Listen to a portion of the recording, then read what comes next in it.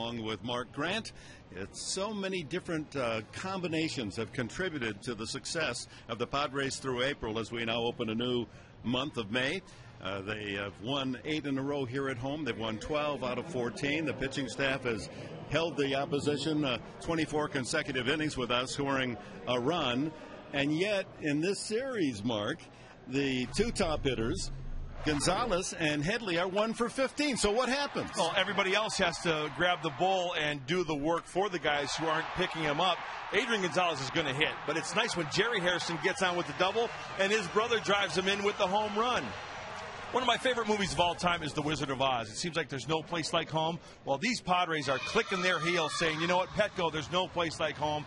11 wins back in 2005. And you know what, quite frankly, a team needs a little bit of luck. But you know what, this Padre team, they're putting themselves in good position to win games when it really counts, and they're capitalizing on other teams' mistakes. It's about time the Padres get some breaks right now, and the pitching has been doing outstanding. So you combination with all those goose eggs they're putting up, with some timely hitting like we saw last night, this is fun. I like this ride. Let's keep it going. On the other hand, Ken Maka's Brewers, it hasn't been fun for them. They lost that tough 14-inning game and then had to get on a plane, come out here to San Diego, play the next night. And they've seemed to be in a hangover after losing 2 at home and now 2 here in San Diego. 4 straight defeats for the Brewers, the top hitting team, run production team in the National League. Who gives ground tonight? Well, with the way the Padres are pitching, I mean, I know we announced for the Padres, but I tell you what, with the way they're pitching, they're tough to hit.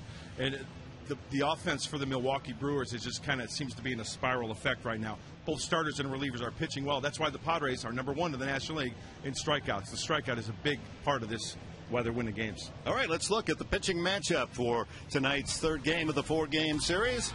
For the Milwaukee Brewers, Giovanni Gallardo, he was the opening day pitcher for Milwaukee.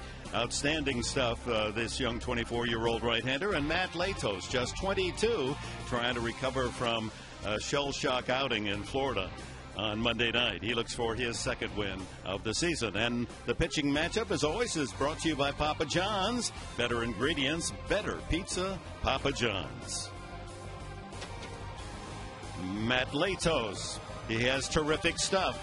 All of his teammates pulling for him to come up with a big one tonight.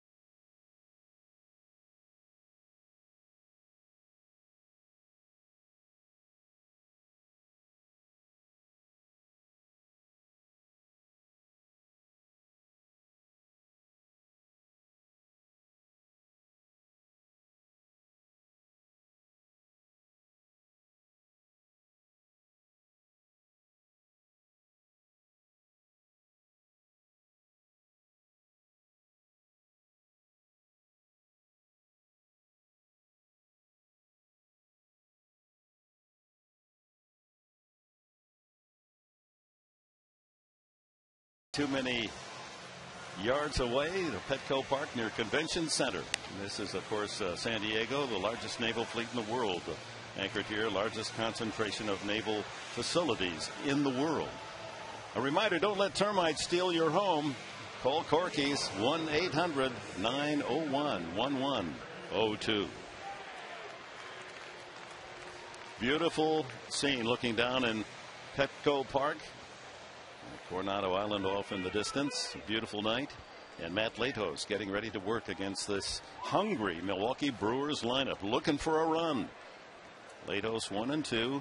ERA ballooned to 6.20 after he gave up 7 runs in less than 3 innings last Monday night in Florida. Ricky Weeks leads it off for the Brewers. Takes it outside.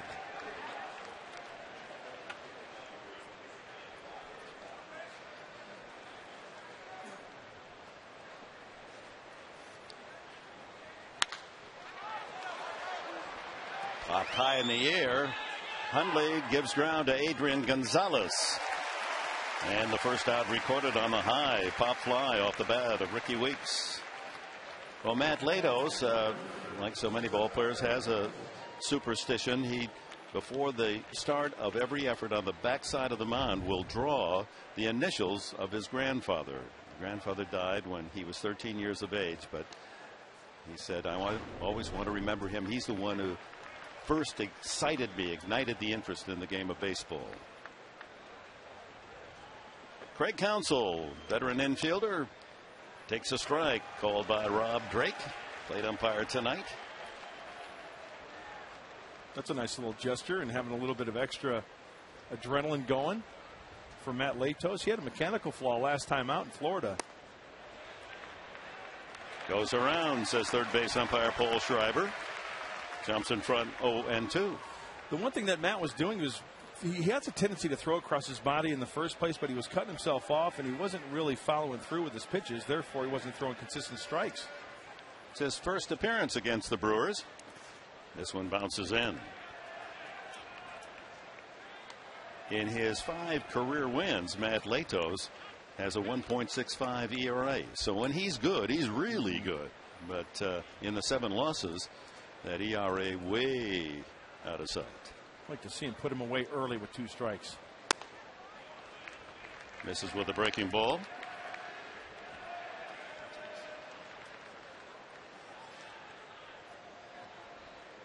Brewers came to town averaging 5.5 runs a game and looking for that first score.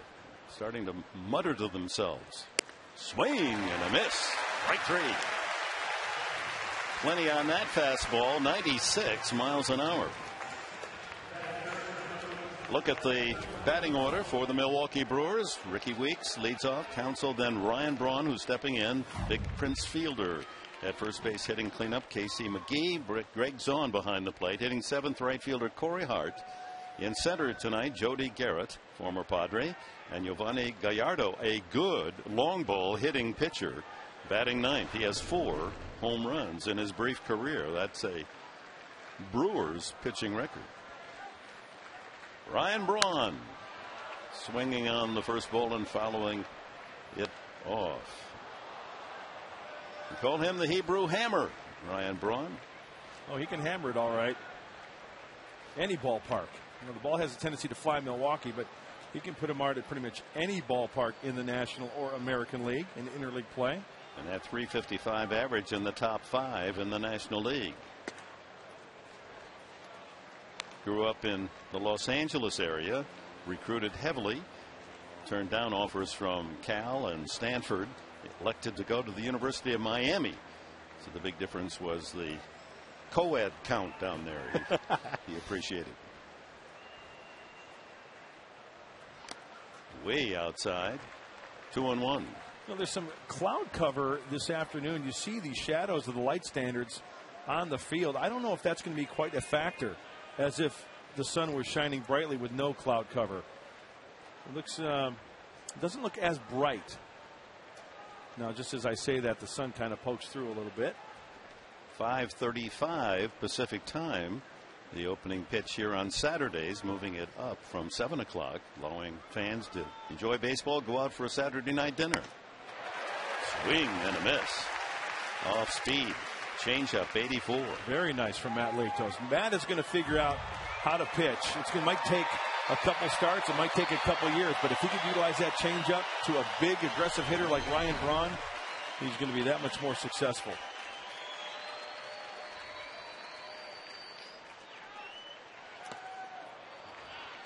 Three and two. And he will overthrow a little bit too. But what 22-year-old pitching in the big leagues would not overthrow a little bit? It's like Nuke LaLoosh. He wants to announce his presence of authority. He wants to throw in the heater. Well, he's going to find out there's a lot of guys. The reason why they're in the big leagues because they can hit the heater. And that includes the 26-year-old in the batter's box. 3 years, he's accumulated 103 home runs. Grounds this one up the middle. Charged by Jerry Hairston. Throw to Gonzalez. And the fast-running Braun nailed by a half step. 1-2-3. Latos retires the Brewers in the first.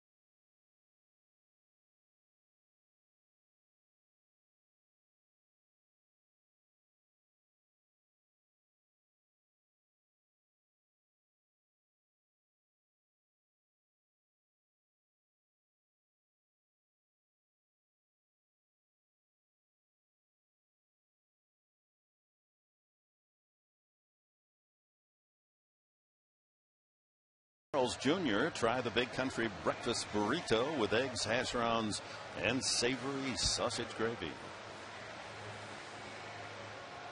Giovanni Gallardo, 24 years of age. He's 6'2" and 222 pounds.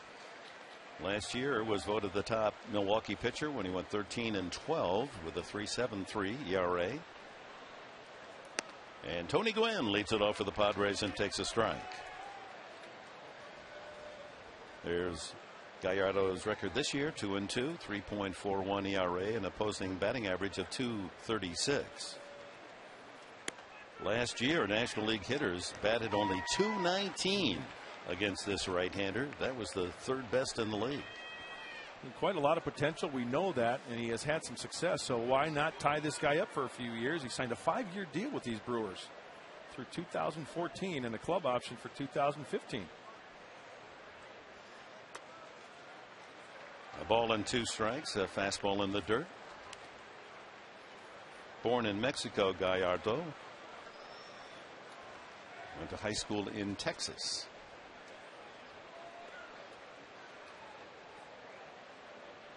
First time he's pitched here at Petco Park. Punched him out. Glenn thought that was low. Both teams have been unhappy with the umpiring in this entire series. The strike zone has been enlarged by the entire crew. Well, we've seen some different strike zones in this series. You know, you take a look at that one, and Zahn does a nice job of framing. Is it high enough? You can see Tony's up in the back. Ooh, that's below the knees. That's a ball. And we have the luxury of replay. We have the luxury of a side camera. You know, umpires got to make that split decision right now. According to Rob Drake, that was a strike. David Eckstein takes a strike. Eckstein batting .272.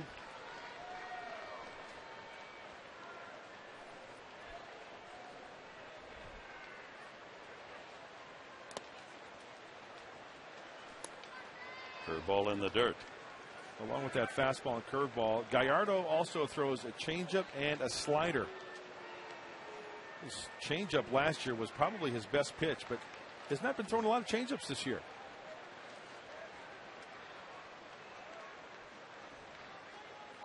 That one hits the right field. Well positioned Corey Hart for the out. Well, let's take a look at the Padres lineup, brought to you by Alpine Rock and Block. Start your next backyard project with Alpine Rock and Block. Yeah, Tony Gwynn, last handful of games hitting .450, but takes strike 3 to start. Eckstein and then Adrian Gonzalez. Chase Headley bats 4th, followed by Will Venable. Scott Hairston with a 2-run home run last night is in left field. Jerry Hairston, older brother at shortstop, bats 7th. Nick Hundley behind the plate hitting 8th, and then Matt Latos. Gonzalez has come home and looking for his first hit at Petco in the series. 0 for 9. The 2 serious hitters in the lineup for the Padres. Gonzalez over 300 all of April, and Chase Headley still hitting .322, but between them they're only 1 for 15 in the first 2 games of this series. And that's been the somewhat remarkable story of this San Diego team and their surprising success to start this year. That every night it's a different player picking up the club. You look at all the clubs that win during the course of a season. If their main guys are slumping a little bit, the other guys will pick them up, and then when they start getting hot, everybody starts getting better. Adrian will get his hits. We all know that, not only here in San Diego but throughout Major League Baseball. This guy's going to hit. Fastball up, and Gonzalez couldn't catch up with it. 1 and 2. Leading the team in home runs with 6, RBI 16.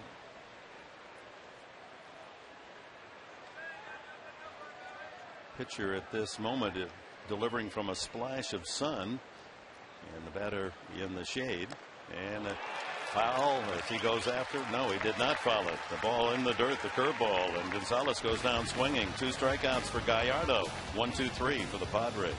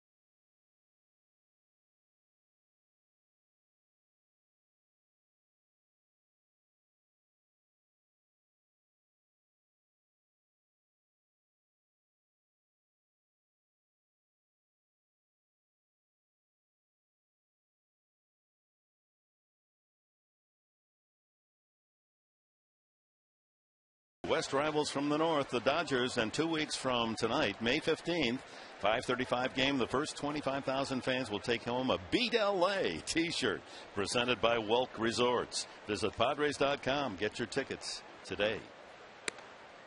Prince Fielder looks at an off-speed changeup and takes strike 1. Batting .244, 4 home runs and 9 runs batted in. 2 home runs and 9 runs batted in. Can't find the heater.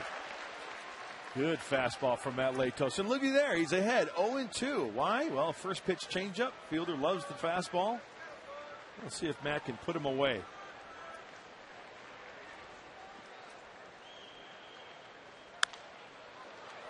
That's back for a souvenir in the second deck. Prince's father sadly is estranged. Big leaguer for 14 years. Toronto, Detroit, the Yankees, Angels, and Cleveland. Hit 319 home runs. Breaking ball down low. You know, there were a lot of guys who were intimidating in the box as big league hitters. Cecil Fielder, his dad, was one of them. He had that big wind up, and he would just let that lumber fly. And if he connected, it went a long way.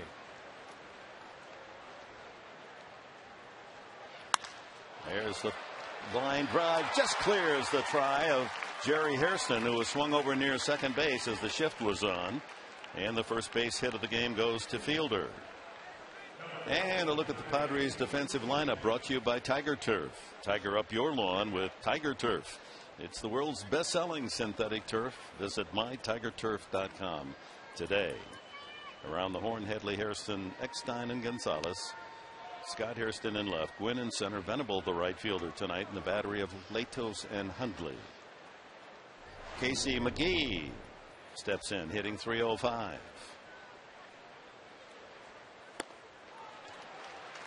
Starts McGee with a change. 5th in the running for Rookie of the Year a season ago when he came up to the big leagues and batted .301. 16 home runs. College player at Fresno State.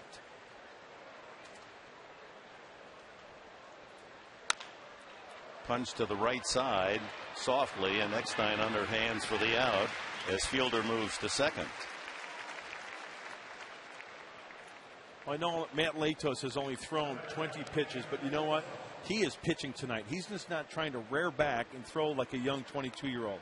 First pitch to Fielder was a changeup for a strike. First pitch to McGee was a slider for a strike. It's down, it's away, it's off the end. Look at the back end of McGee is going towards the Brewer dugout, and that's all hands, no power. They get an out. He's doing a fine job with all his pitches early on tonight.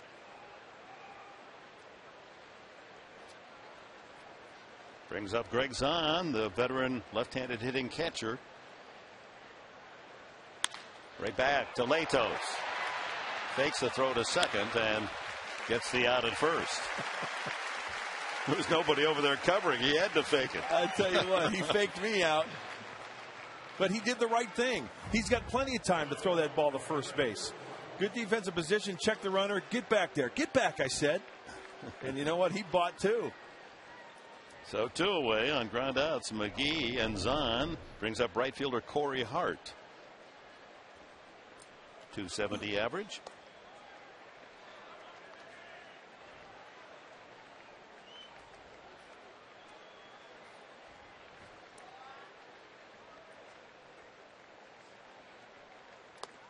In the series, with men in scoring position, counting that last out, Milwaukee with 2 base hits and 13 tries. Explains why they have gone scoreless for the 19 innings of this series.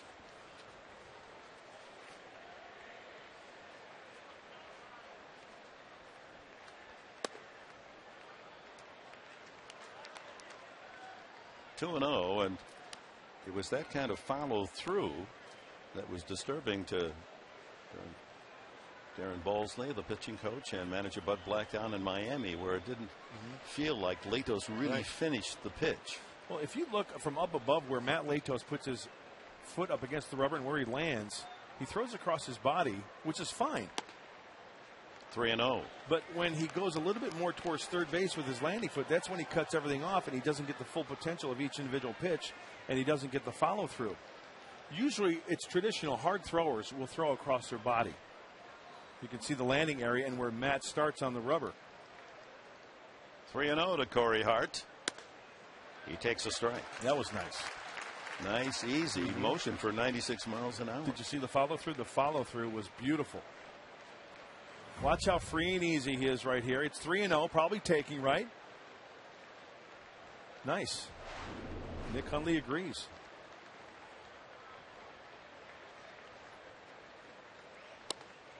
Ball 4. So a couple of Brewers on here in the top of the second inning. First walk from Latos. Hundley goes out to visit. Just a little pep talk. First and second. Now there's a force at any base. Harry Black, Buddy Black. His dad, Harry, was a star in another sport. He was a hockey player at the old Western Hockey League days with the Los Angeles Monarchs, a leading scorer. They didn't make any money in those days, so he didn't go to the NHL. They stayed at, because he was a star in Los Angeles. Buddy, by the way, doesn't skate. Here's Jody Garrett. Almost to the screen. Hundley had a jack-in-the-box catch that one. 32-year-old Garrett, property of the Padres last year, mid-year trade to Milwaukee to acquire Tony Gwynn Jr., former Stanford star. All three of his hits this year, pinch hits. Line drive, right field corner, foul ball. He was on that one. Strike one, just out in front of it a little bit too quickly.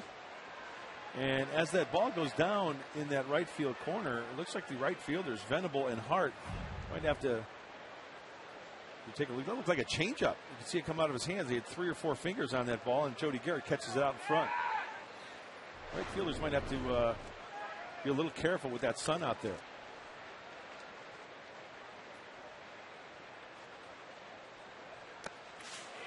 He went around 1-2. Slider down in the dirt. Garrett in the starting lineup tonight. He was not in the first 2 games of the series, but Carlos Gomez came up with an injury last night after he tried to bunt his way on in the first inning.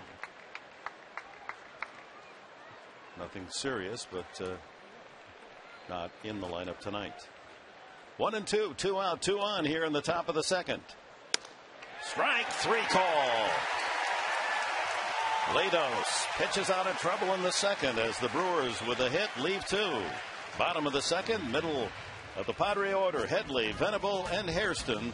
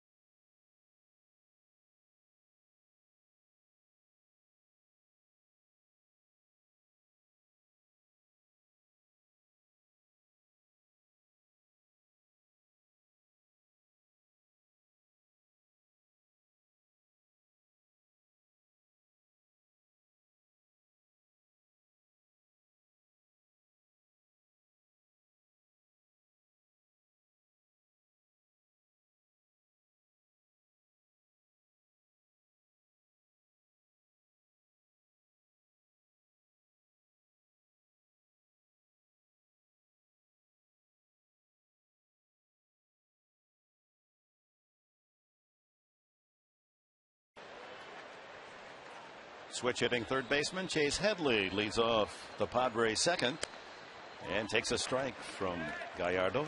Headley, leading batter, for the Padres at 322. Leads in runs, hits, doubles, and surprisingly stolen bases with 7.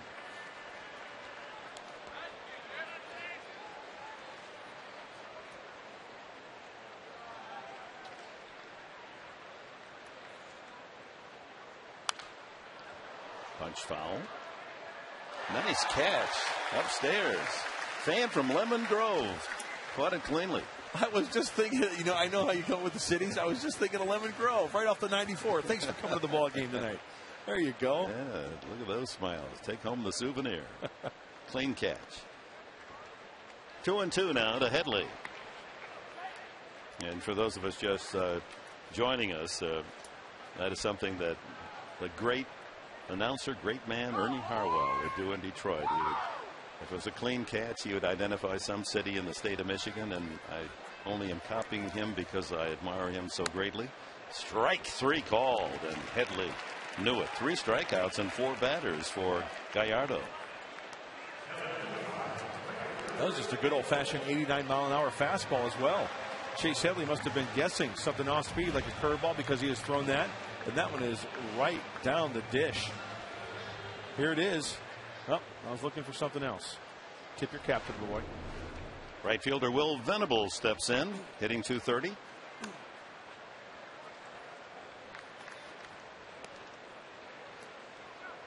One of the 3 outfielders starting tonight, all of whom have fathers that played in the major leagues. Max Venable, Will's dad, outfielder for several teams. Tony Gwynn, of course, the son of the great Tony Gwynn, Hall of Famer, and Scott Hairston from that Hairston clan that covers 3 generations of major leaguers. Good eye by Venable, and the count runs to 3-0. Has 4 home runs, second on the club to Gonzalez.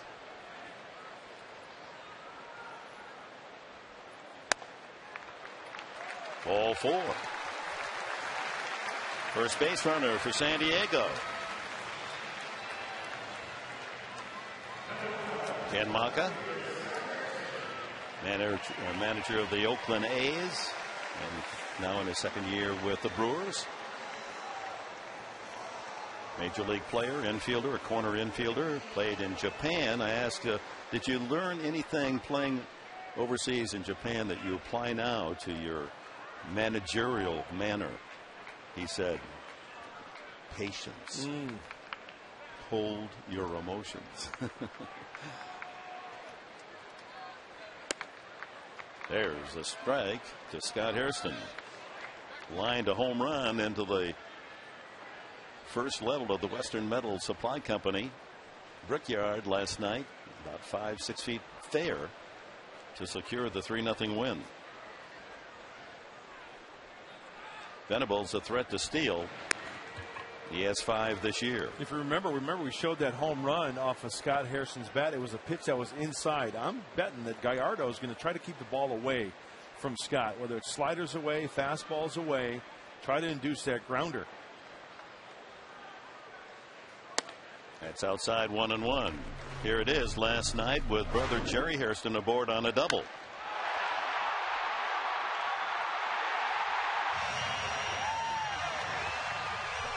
And that's a restaurant. It appeared that ball went right through the window. Yeah. Check, please. Forget about that bottle of wine. It's on the floor. Check swing, and it's a called strike. 84-mile-an-hour slider thrown up by Gallardo.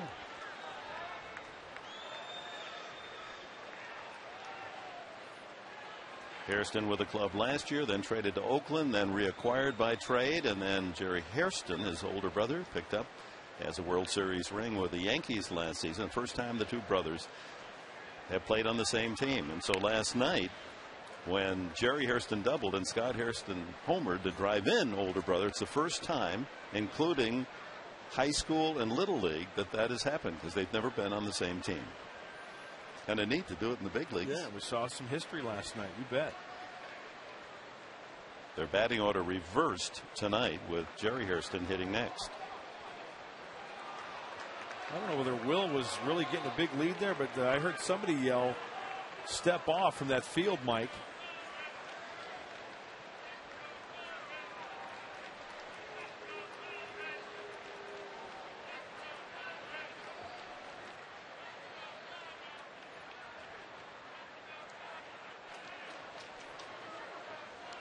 Boy, that bounced well out in front of home plate, the curveball.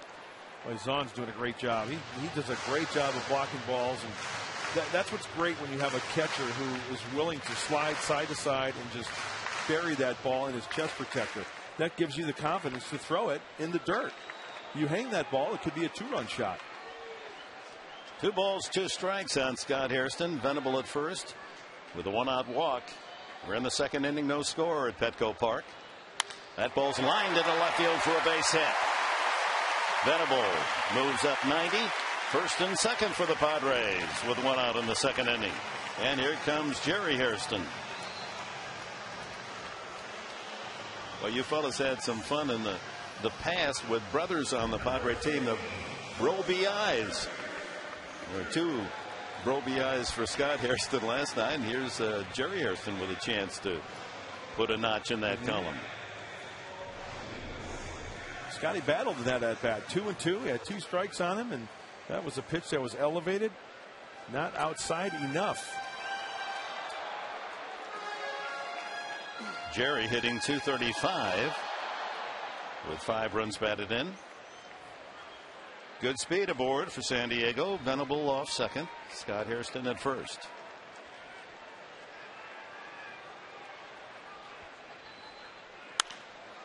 Good swing, fouled out of play, right field line. Well, now it seems like the Shadows do not have a play between battle of pitcher and hitter. That sun is starting to set to the west. Should be good to go from here on out. Well, Gallardo hoping he can hold the Padres here, because when the Brewers sacrificed the first run of a game this year, they're 2-13. Ball hit to right center field, but Corey Hart is there, closes the gap for the second out. Brings up catcher Nick Hundley. When Milwaukee scores first, they're 7-1, but when the opponents score first, 2-13.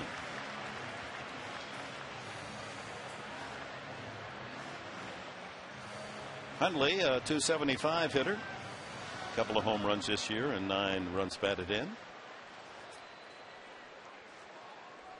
The son of a UCLA assistant football coach, former University of Arizona star.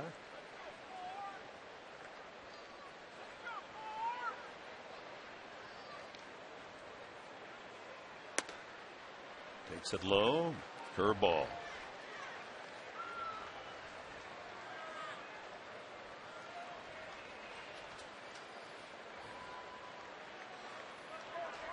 Padres looking for their 9th win in a row here at home. Swing and a miss. High fastball. Modest 4-game winning streak after their 8-game streak was broken last Sunday in Cincinnati. Then they lost Monday in Florida. Took the series by taking the next 2 games and victorious in the first 2 games of this Milwaukee set. That one buried down the middle at 93. Oh, almost thrown away. Greg Zahn, who has had some problems throwing the ball back to the pitcher this year, gets that arm lock.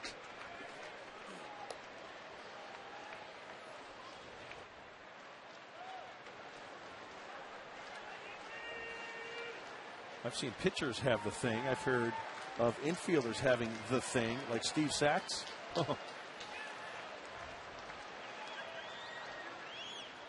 In the dirt, 2-2. Throwing yips. Yeah. In golf, the guys have problems with putting the ball. Here's what we're just talking about. Hey. And you know what? Honestly, I hate to see that, because that is the worst thing a pitcher, a position player, anybody could experience. But Greg Zahn was swinging the shillelagh that night. 4 hits for Zahn. So obviously it wasn't bothered by his hitting technique. So 3-2 now to Nick Hundley. That'll give the runners an early start here with 2 outs. Fans trying to spur an early run here in the second inning for San Diego.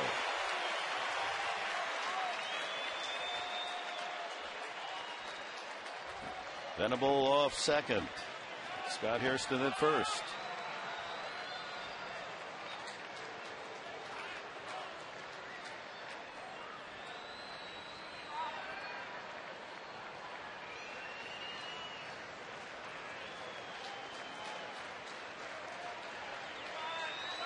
Three and two. They're off. Curveball on 3-2. Pounded foul. Hey, that's a gutsy pitch.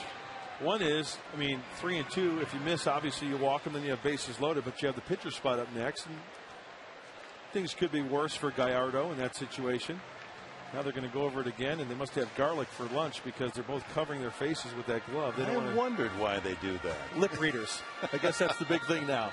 They think that they're going to relay it from the, either from the TV booth or the clubhouse out. So the lip readers are able to read garlic, and then they can pass it along? Yeah. Oh. Inside information is fantastic. Mark, you're all over. 3-2. Chases a ball in the dirt. Strike three. Oh, my. 4 strikeouts for Gallardo in 2 innings as the Padres chasing some bad balls in the dirt.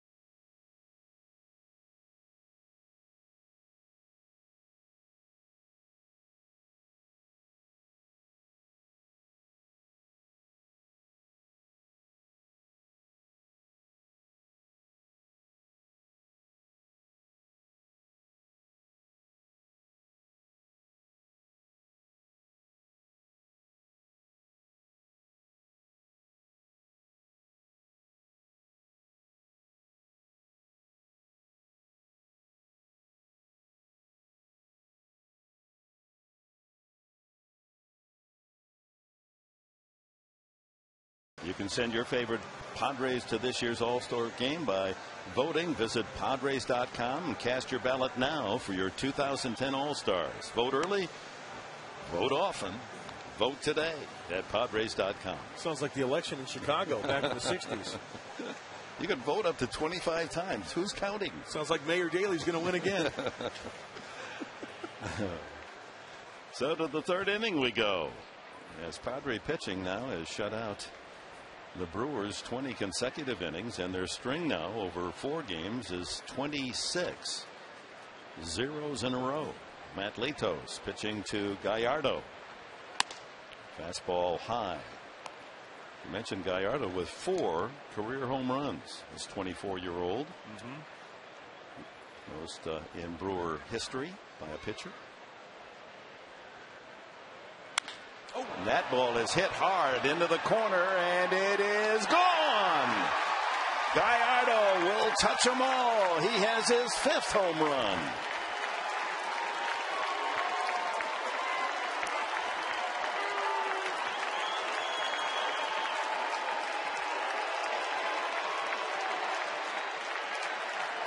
You don't often see a pitcher taking it the distance, but Gallardo, as we indicated, he's got the power, and he lines that one into the lower tier. High fastball and a great looking swing. You can tell this guy is an athlete. First row catch. Wow. 1-0, and the Brewers have finally scored, and that ends the string of shutout innings by Padre pitching. Now here's the thing Matt Latos has to do. Okay, it was the pitcher. He hit a home run, right? Forget about it. I mean, I'm ticked off. Fans are ticked off. Matty's ticked off. But this is one of the processes of being a big league pitcher. You have to just wipe it from your memory. Weeks, the leadoff man, fouls it back on the screen. He popped to first his first time up. They measured the Gallardo home run at 350 feet. Just into that first row, but long enough. It's not a hitter's or home run hitter's ballpark, but if you pull it down the line, you got a chance, especially in right field where you have the Petco porch at 322.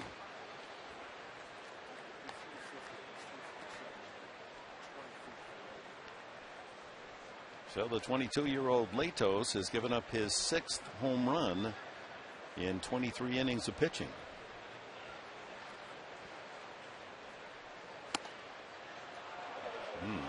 Looked like a good fastball, just missed the inside corner.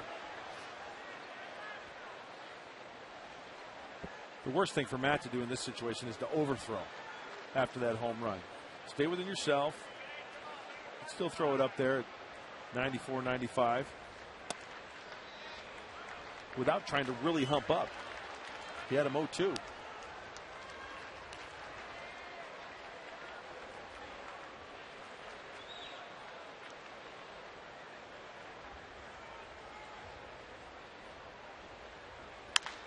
Pulled foul between Brad Fisher over there at third coaching. The Brewers and Padres have very similar uniforms with the dark tops. Yeah, from a distance, it's really looks like Peter Gammon's coaching third base. Ground ball up the middle. Hairston diving stop, and he can't get the Speedy Weeks. But what an effort by Hairston. Not only sliding to get the ball, but throwing from a prone position. Infield hit Weeks. He has been spectacular at shortstop for the Padres. I thought this ball was going to go into center field, but no, leave it to Junior. Nice effort. Got up to his knees to make the throw. And you know that tells the hitters? If you hit a ball to the right or the left of Jerry Hairston, you better run it out. You might get a glove on it. You never know. Some guys will pull up and kind of start to take that arc because they think it's going to be a hit. They got to run through the bag. A slower runner, it might have been close. So Weeks with the infield hit. Still no one out here in the third, and Craig Counsell the batter.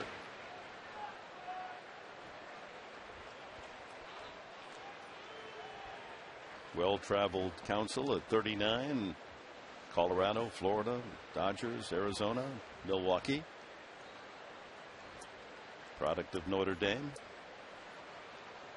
That erect stance. Hits this one toward the gap in right center, but Venable is there. One away. In fact, Craig Counsell, when he was playing at Notre Dame, he played for Coach Pat Murphy, who is now a special assistant to baseball operations for the Padres. So with his former coach now at the big league level. Ryan Braun steps up. Braun grounded to short his first time up. Here's a little piece of trivia for you. We talked about Braun being the Hebrew Hammer. Sandy Koufax was born Sanford Braun. His mother remarried Koufax, and he took his stepfather's name. Did not know that. Sanford Braun. Wow, interesting. Ryan says he doesn't think there's any, no matter how far he goes back, any relationship, any ties. One could really pitch it, and this young guy can really hit it. That's one guy I wish I can go back in time and watch, because I was way too young to realize what he could do on the mound. He's one guy. Koufax, Drysdale's another guy. mentioned my former partner. The two of them had the audacity when Buzzy Bavasi was the general manager of the Dodgers. The audacity to go in and ask for $100,000 each. I remember that. Made headlines. What are these ball players thinking? Who do they think they are to ask for six figures? I'm not sure Bavasi totally wilted on it. I think he gave one over, a little over 100, and the other just a little under 100. But it averaged 200. Now a lot of these guys are getting over 100,000 every 2 weeks. Meal money. Yeah. Weeks a threat to steal over at first base. Stole a base last night. And Latos keeping an eye on him. You know, I remember talking to Jerry Harrison Sr. over in Arizona during opening week, and I remember him telling me his first year in the big leagues, it was like $12,000 a year or $8,000 a year, something like that. These guys should get on their knees every night and thank God for Curt Flood and what he did for the game of baseball. I'm all for a guy to get as much as he can. That ball hit well to right field. That's deep. Venable near the warning track to make the catch.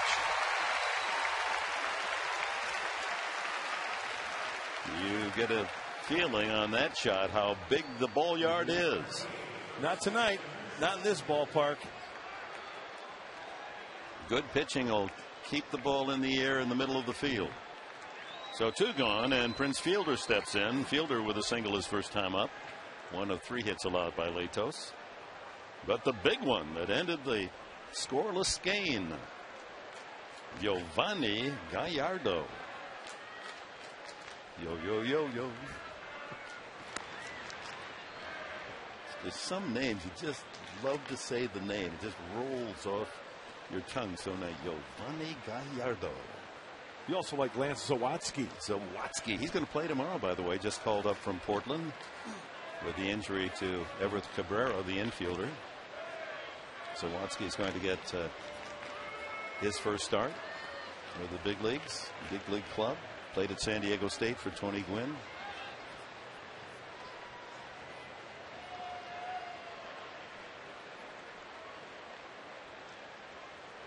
Imposing left-handed hitter, Prince Fielder.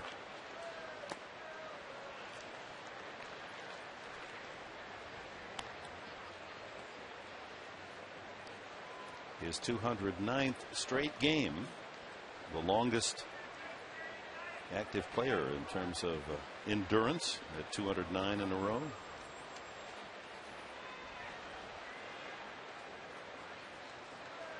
Just 25. That ball hit to center field. It's Tony Gwynn there to make the catch. The godfather of Fielder's son, as Fielder is the godfather of Gwynn's daughter. They connect on that out.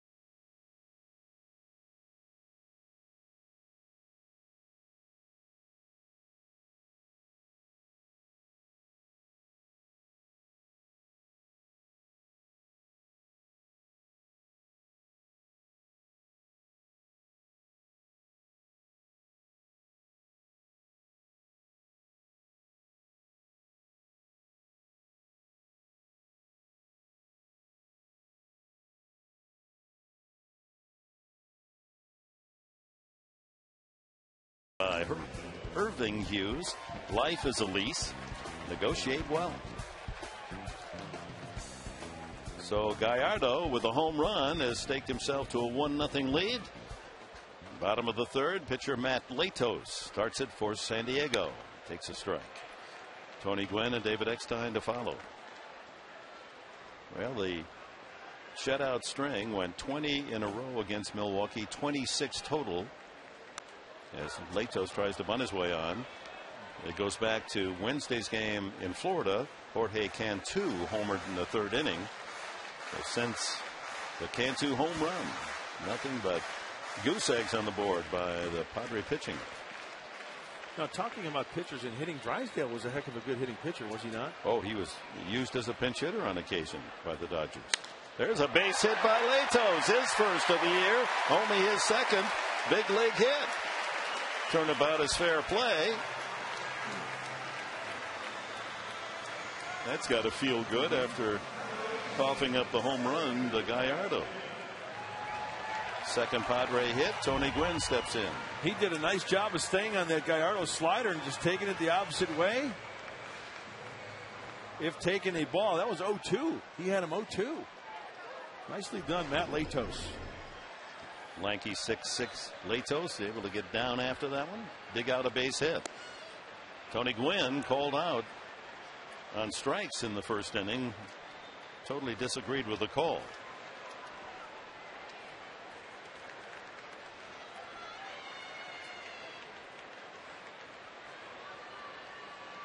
He bunts very well. So there's a situation he could bunt and even bunt for a base hit.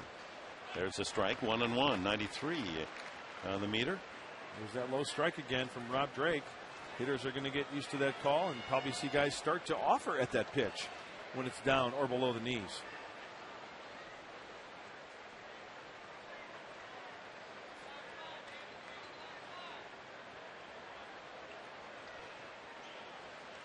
Ooh, broken bat, ground ball to fielder. He's going to go to the shortstop for one. Back to first, not in time. Well, that's not a bad exchange for Buddy Black. He gets his pitcher off the base paths, and he puts speed at first and Gwynn.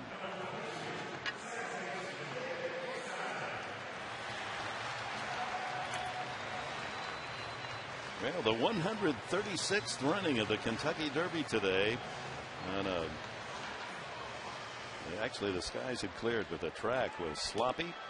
But Super Saver was not, and Calvin Burrell has now ridden the Derby winner 3 of the last 4 years. That's never happened before with all the great jockeys through the history of that sport. Burrell wins it again.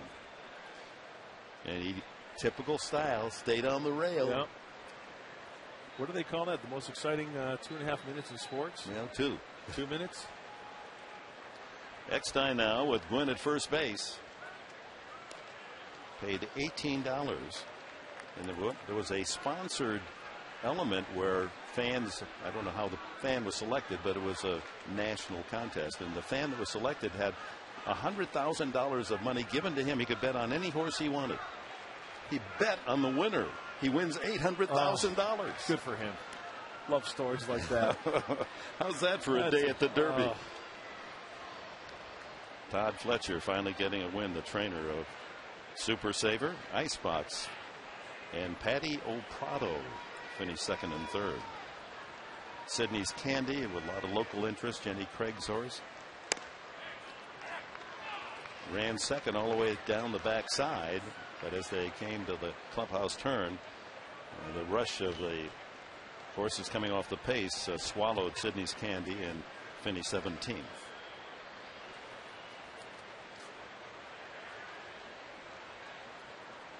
See if these thoroughbreds from San Diego can get some running done here. Strike, the knees again. Well, they do have a couple of Clydesdales on this team, huh?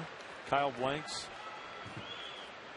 Will Venable is a tall one. Of course, don't forget to get about the pitching staff as well. It's quite a stable of horses they've got. Yeah, if you're 6'3", you're short on the Padre pitching roster.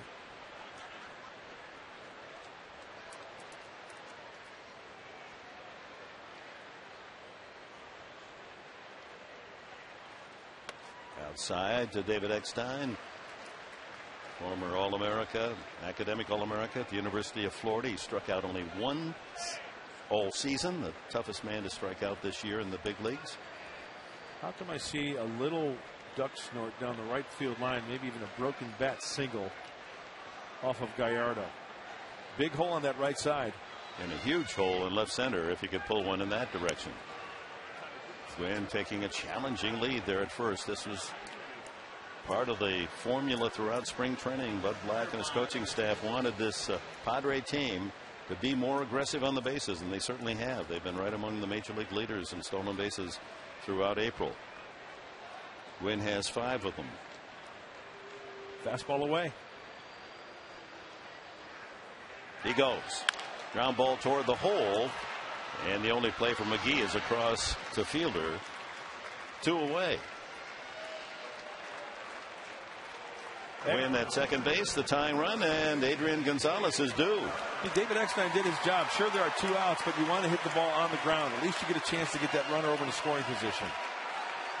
He hits in the ball in the air, it does you no good. Now the Padres need a key 2-out knock. Gonzalez 0 for the homestand, and his average has dipped down under 300. We'll have to see if he gets anything to hit with first base being open. Struck out swinging his first at bat against Gallardo.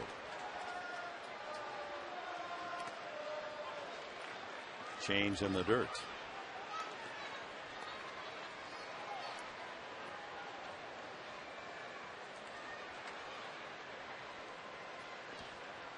.40 home run season last year for Gonzalez. Most of those on the road, 28 of the 40. And 24 of the 40 were hit to left field. So he's got power in that direction, especially here. Well, 2 breaking balls, 2 curveballs, 1 in the dirt. I take that back. That last one had a tighter break to it. That was the slider.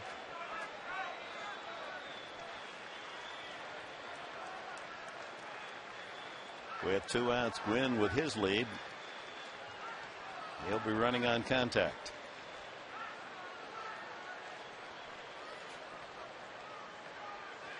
Line to left field. That's going to be a base hit. Here comes Gwynn.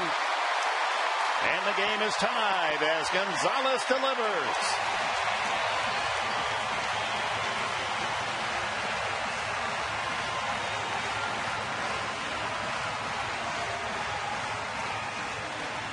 It looked like a high off-speed pitch from Gallardo. As Adrian stays on it nicely, see if we can pick it up. It looks like a changeup. Looks like a changeup that's up. Now, if you're not going to give a hitter something to hit, I would rather see a pitcher go after a more controllable type pitch, like a fastball, a located fastball. I think there's just too much room for error on a changeup to miss over the plate. Chase Headley lines a base hit to right center field. Gonzalez turns and holds at second base. 2-out single by Headley. Well, just to go back to the Gallardo home run and getting even for Matt Latos, it was his single that opened this inning that became the Gwynn run. So 1 for 1 for the 2 pitchers. That'll make the young 22-year-old Floridian feel better. Game even, 2 on for the Padres with 2 outs on back-to-back singles by Gonzalez and Headley. And Will Venable, he walked his first trip. Former Princeton basketball and baseball star. All Ivy in both sports. Takes a strike. Curveball.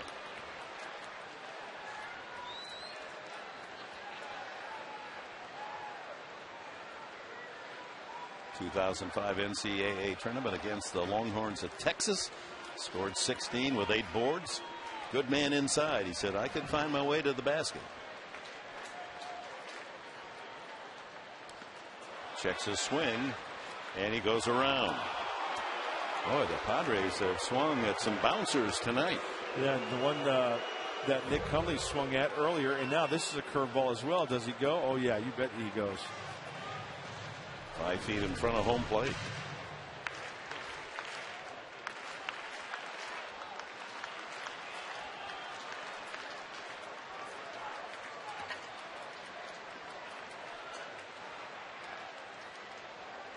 Ground ball bounced to second. Weeks to fielder, and the inning is over. A run on 3 hits for the Padres. They leave 2, and after 3 at Petco, it's tied at 1.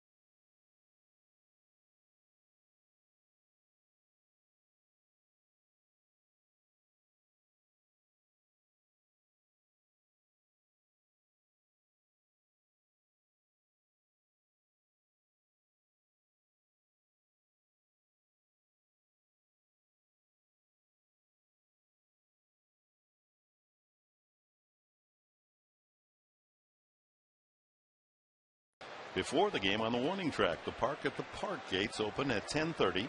Breakfast first come first serve, and get there early. Visit Padres.com/breakfast for more details. First pitch is grounded up the middle for a base hit. Casey McGee with a single to lead off the Milwaukee 4th. Each side with a run and 4 hits. And here in the top of the 4th, Greg Zahn steps in. I was really impressed with Matt Latos last inning in the 3rd. Hey, he gives up a leadoff home run to the pitcher. He gives up a single to Weeks, and then it was 1, 2, 3. He bounced back nicely. Got out of that inning with only giving up 1 run, the home run. Zahn hits that one deep to right. If it's fair, it's trouble, but it's hooking. Foul.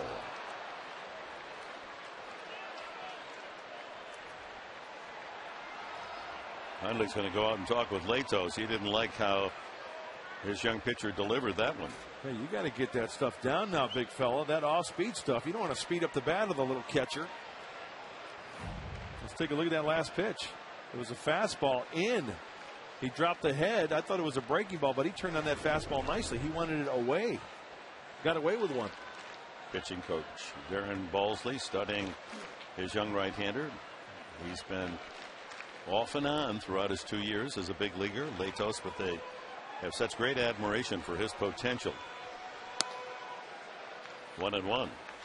Infield set for a double play. Zahn studies the signs, throwing out third base coach Brad Fisher.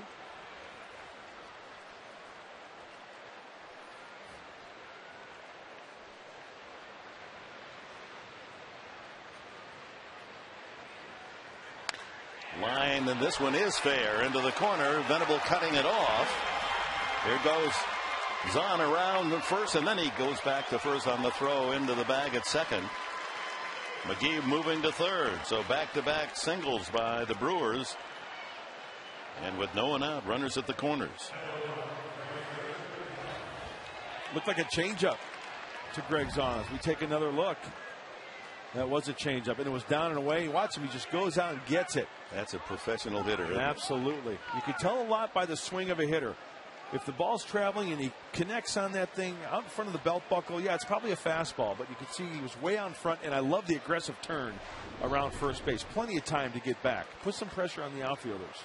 Corey Hart, the 6'6" right fielder, steps in. walked his first time up, and he rips that one foul. And they're taking some heavy licks at the offerings of young Latos here in the fourth. Some comfortable swings, huh? None but. What would Don Drysdale do? Well, there is that inside corner too, you know.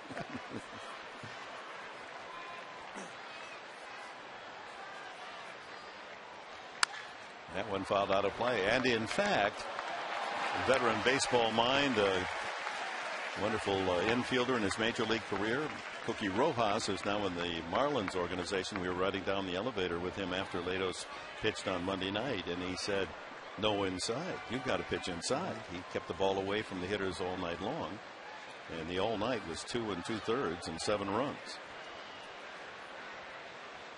The 0-2 pitch. Swing and a miss, strike 3. That's the time to come up with a strikeout. That was by design. Did you see Nick Hundley behind home plate? He was up out of that crouch, given the high target, and he hit that target. Big strike zone to Corey Hart. She said it just doesn't seem right that a 6'6" outfielder would wear number 1. Doesn't look right, does it? So with the strikeout, that sets up a possible double play to get out of this inning. First and third. Garrett takes inside. He struck out, took a third strike in the second.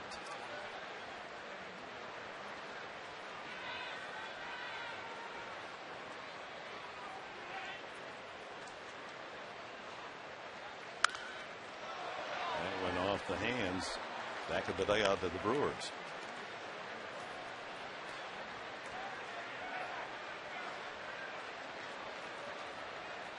People asking me as we're making our tour around the league, what's different about the game now from 25 to 40 years ago when I was calling the Angels game.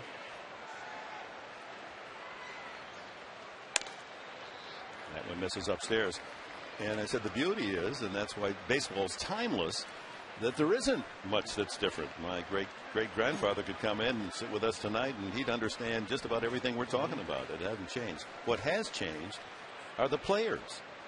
That the player of today is so much brighter and socially alert, interested in other things. Swing and a miss.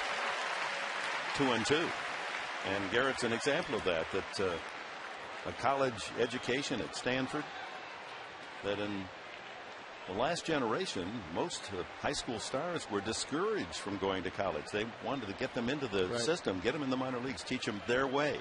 Now so many programs, college programs, are so good. Chopped out on the mound. Latos looks back the runner, and there's 2 away.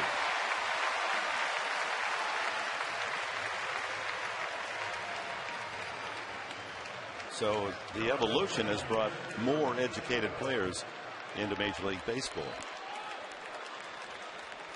And when you talk about that education in baseball, I think it even starts younger with the way technology is these days. My goodness, you know, people are filming Little League games. People are filming high school games. They're going to reviewing at-bats and pitches. And it's just amazing what we've come to these days. Yeah, television has changed it as well. No question. Well, here's Gallardo, the home run man, with 2 outs now and runners at first and third. Ball 1 with a fastball. You know, it's an interesting nugget about Gallardo. He was the first pitcher to ever hit a home run off Randy Johnson. And I played with Randy Johnson, and I'll bet you dime to donuts, he was ticked. He wanted to fight after that. His first home run came against a current teammate. Foul, 1-1. That home run off of Randy Johnson was back on April 8th, 2009. It was a 3-run home run. They won 4-2. So this fourth inning opened with McGee singling and Zahn moving him to third with a sharp single to right. A strikeout and a bounce out. Now it's up to Gallardo, who homered his last time up. Ground ball sharply to third. Headley gloves and throws him out. No runs, 2 hits, 2 left for the Brewers. It remains 1-1. What a job by Latos.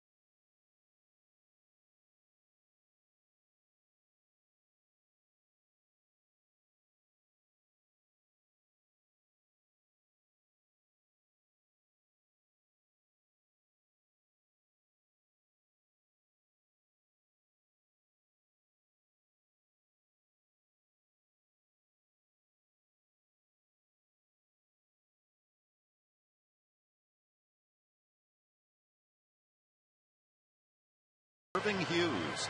Life is a lease. Negotiate well. So in that fourth inning, top of the inning, couple of singles, first and third, no one out, and Latos strikes out Hart, gets Garrett to bounce to the mound, holds the runner, and Gallardo to ground to third. Pitches out of the trouble. I'm impressed. He's making some good pitches when needed. The Hairstons and then Hundley to bat here in the fourth for San Diego.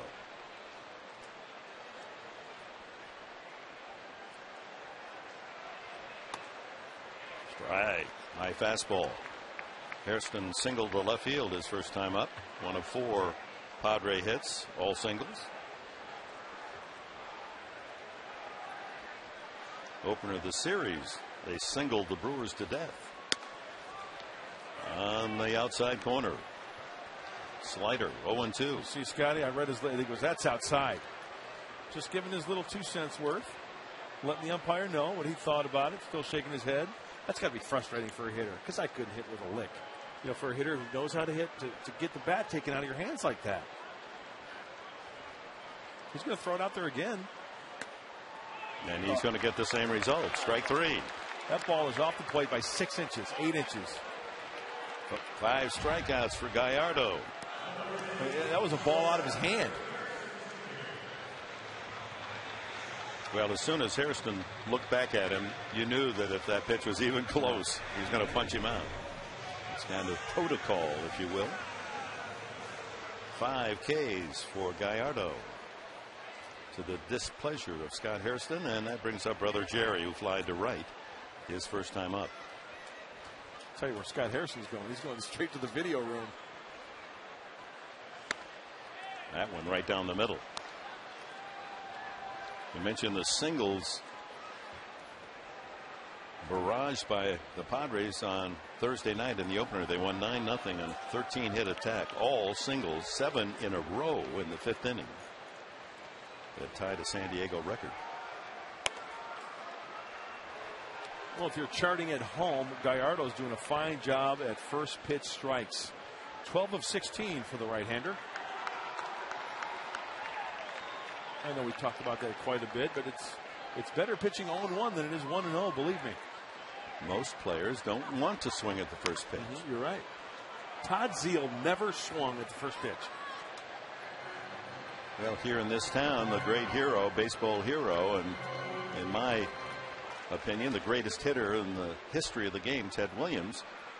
I mean, that would be a rarity for him to swing at the first pitch when you got 2 more coming and you get the chance to see the whole repertoire. Yeah.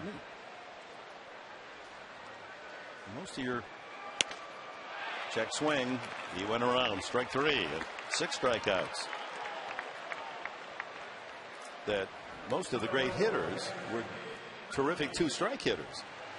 They had a chance to measure the pitcher's stuff in every at bat. And if you're not a good hitter, you don't want to get in the hole 0-2, 1-2.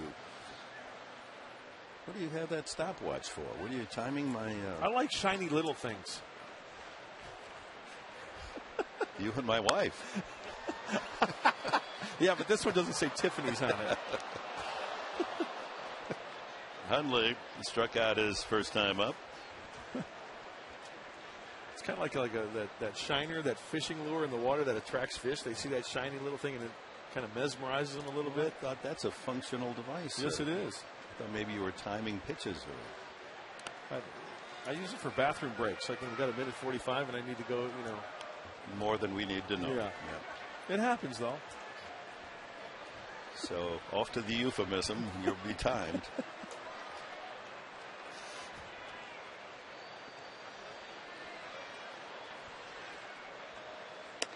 That went off the edge. 2-1.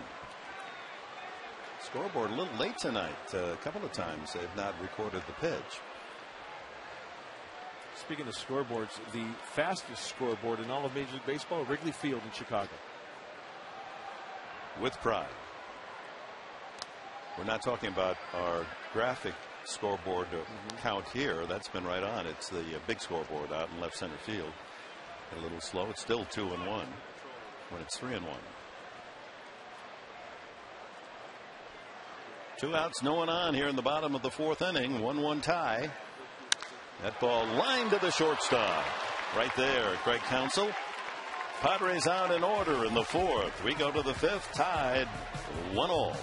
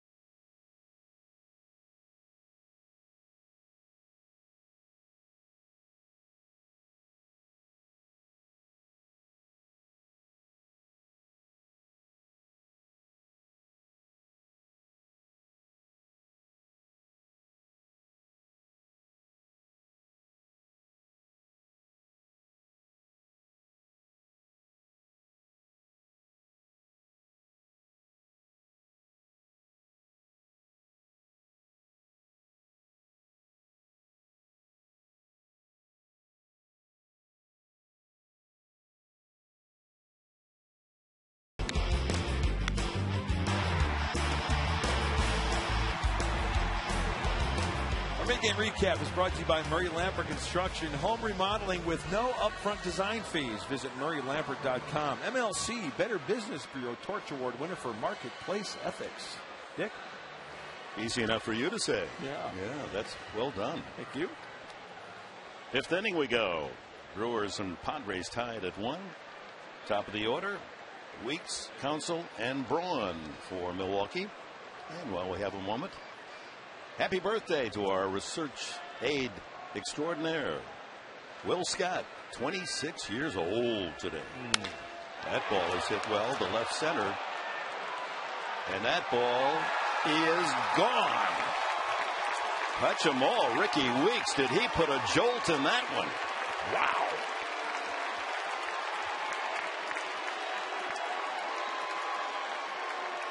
Number 2. Check that, 4. Number 4 for Ricky Weeks. Remember early in the ball game we talked about big leaguers liking the fastball. First pitch fastball right down the middle of the plate, and Weeks put a charge into that one. Into the Padre bullpen. It's about a 425-foot shot. Don't see many hit there. So 2-1, Milwaukee takes the lead. Craig Counsell up. Home run ball bites Latos again. That's 7 now he's offered in 24+ innings. Well, Matt Latos bounced back in the 3rd inning after giving up that home run to Gallardo. Let's see if he can do it here. Breaking ball for a strike. Measured at 418 feet. Weeks homer. That was a very good educated guess. Figured, the 401 signs right there. Counsell has struck out and fly to right. This one aimed at second baseman Eckstein. To Gonzalez, 1 away.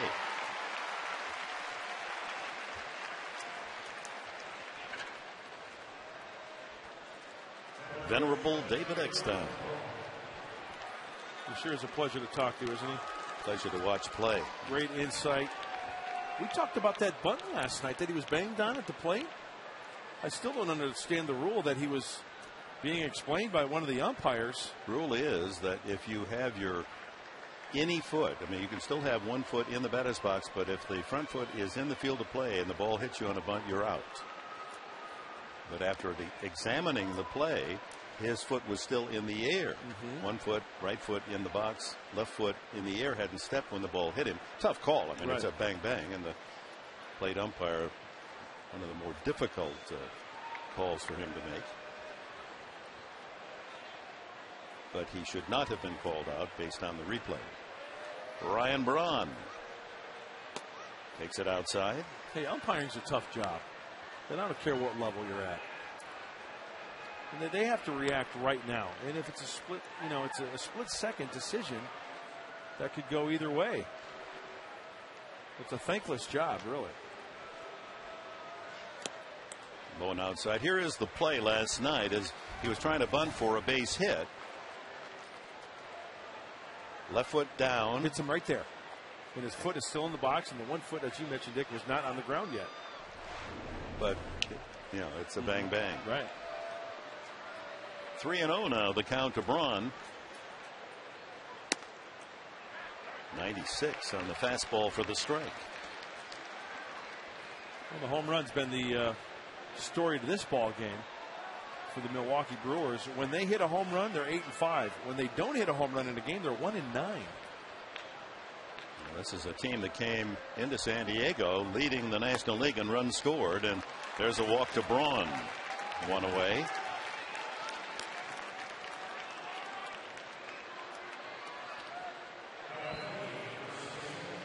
Second walk from Latos. Brings up Prince Fielder. Final game of this 4-game series tomorrow, 105 game. John Garland 2-2 going for the Padres. Randy Wolf, the veteran, 2-1 on the mound for Milwaukee. Fouled off to the left. Fielder single and a fly ball to center.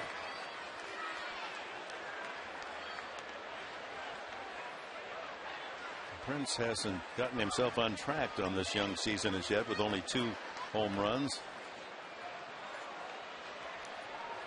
I think as the summer heats up, Prince Fielder will heat up as well. It's just there are certain guys you can pencil in X amount of RBIs, what they're going to hit for average, how many home runs they're going to hit. He is proven to everybody in baseball that he is one of those guys. He's averaged 43 homers a season the last 3 years. That ball ripped into the corner and right. Foul ball. That got out in a hurry.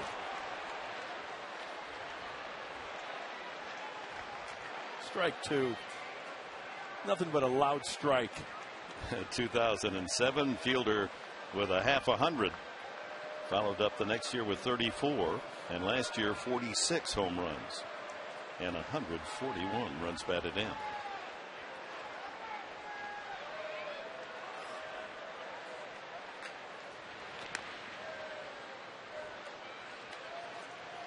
Keeping an eye on Ryan Braun, he has 6 stolen bases, tied for the club lead.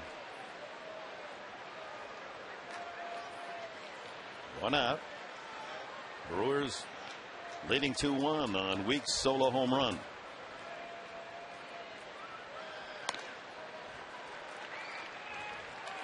Since the Brewers are in town, and they are from the great city of Milwaukee, and we're talking about home runs and that 50 home run mark that you mentioned, Dick. Right.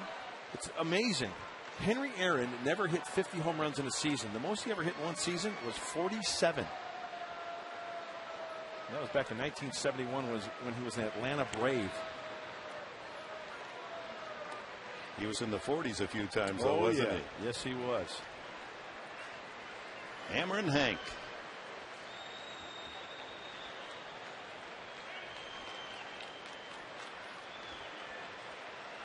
One and two. Latos working to Fielder. That into the well at the far end of the Padre dugout. Looks like Renteria may have dodged that foul ball in that Padre dugout. There's Rick. First base coach. Right over there. Not on my noggin, he says. Keeping that souvenir.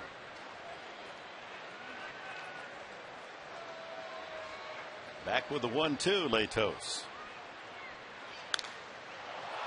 That one way out of play to the left.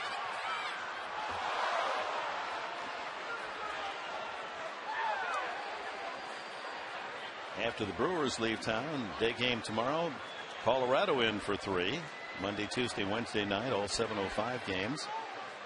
And Baldo Jimenez, the no-hit pitcher, 5-0, 0.79 Monday night against Kevin Correa, 4-1. That's a good if you're a matchup. fan, that's a game you might want to go out and buy a couple of tickets and enjoy two of the best pitchers going in 2010. You know what a lot of people do, which I think is cool, since they see the games here on Channel 4, they come to the ball game, but they'll set their DVR to watch the game. They'll go back home and watch the game again. See it in person, then see it on TV. Or they'll just go home and watch the replay.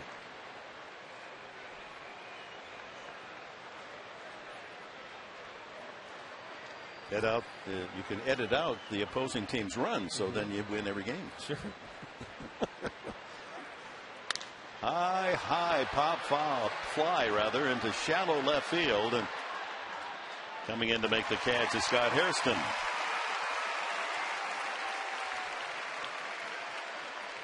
Okay, Matt Latos making some good pitches after that home run 2 weeks.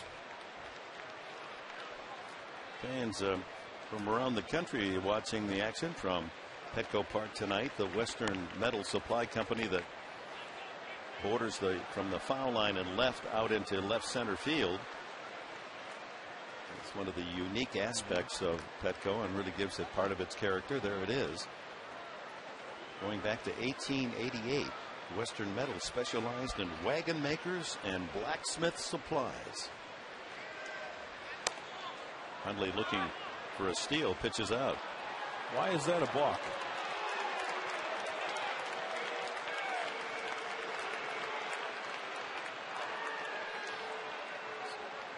Did he not come to a stop? We'll have to take a look. He's getting the sign. Set. Looks like he's set. Where was that balk? Nick says, come on, that's unbelievable. It moves Braun into scoring position. Well, that was thin at best.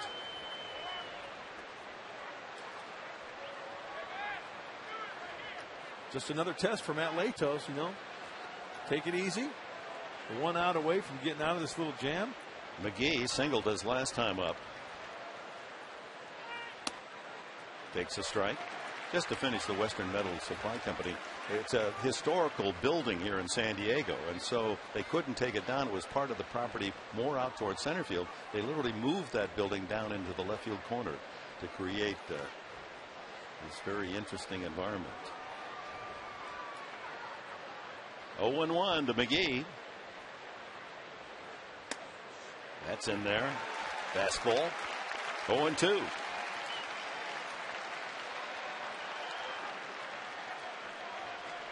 Run hungry Milwaukee after being shut out back-to-back.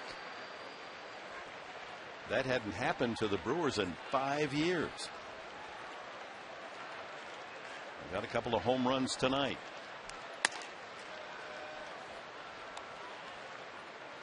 Well, Matt Latos still has some pretty good giddy up after throw number 77 towards home plate. That went at 95 miles an hour according to our gun.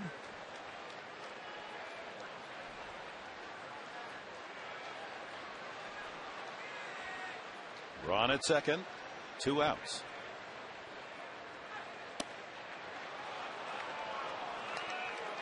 Breaking ball a little low. Pretty good location if you're going to miss. You know what I just noticed? McGee, his first movement was his front foot open up, stepping in the bucket, if you want to call it that. Remember back in the Little League days? His front side opened up big time. Very susceptible to not getting to the outside pitch. That pitch track actually was in the strike zone, but outside the plate. Was not too low.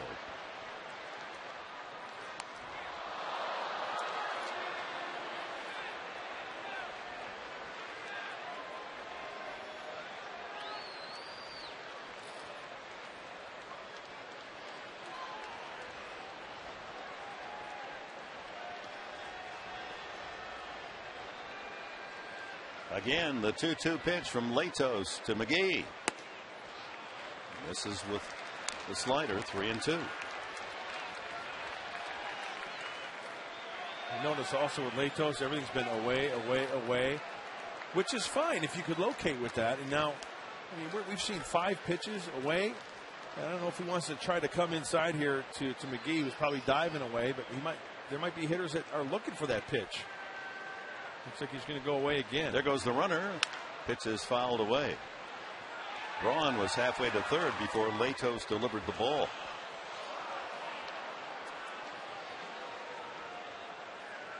Can't allow that. An infield hit. Braun running all the way. He's already almost stolen third, scoring an infield hit.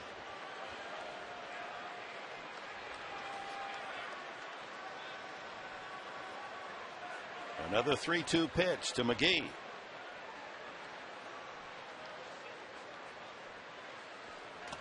In the dirt. Second walk in the inning, third of the game offered by Latos. First and second, 2 outs. And Balsley, the pitching coach, will come out to talk to the 22-year-old. No, that last pitch, obviously it was a fastball. He spiked the fastball. Not too many pitchers spike fastballs. You see him put the curveball in the dirt. You'll see him bounce a slider. Maybe, hold on to a changeup too long. Maybe he was just a little bit off with his mechanics on that one. And here's that last pitch. I mean, that's a 93, 94 mile-an-hour fastball. Plate umpire Rob Drake out to try to hurry things along. 2 outs, 2 on. A run in here in the 5th on the solo homer by Ricky Weeks leading off. Then a couple of walks. Braun and McGee with 2 outs. Catcher Greg Zahn 1 for 2. Zahn last night was 1 for 3.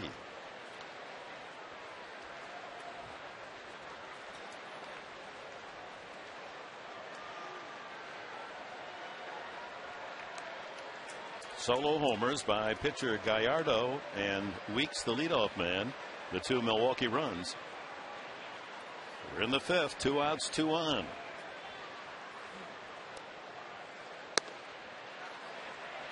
Did not go around.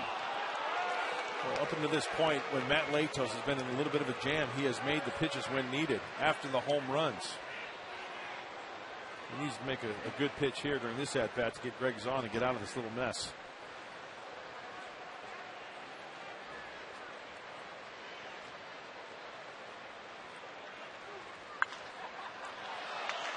Spike foul. Well, be careful with that breaking ball. That breaking ball caught too much of the plate, and you speed up the bat of a hitter like Greg Zahn. It could be a gapper when you look at the way the outfield's played. Tony Gwynn playing straight up in line with second base and home plate, and it looks like Will Venable in right field is playing a little bit, shading the line a little bit. Big gap in right center. Hit to right. Venable. In the 5th, a run on the home run by Weeks. 2 men left for the Brewers. Halfway mark in this one, 2-1 Milwaukee.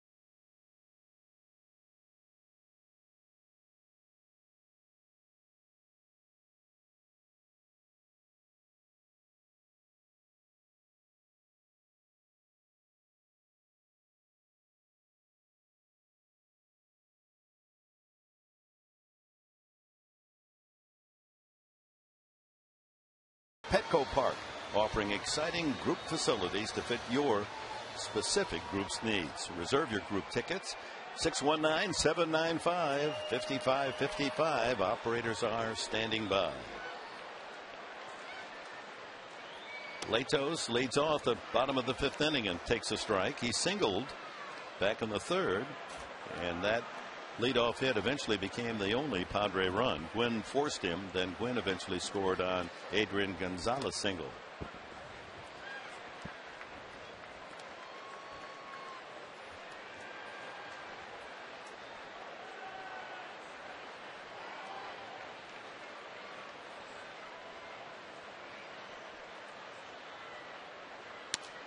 Two and one.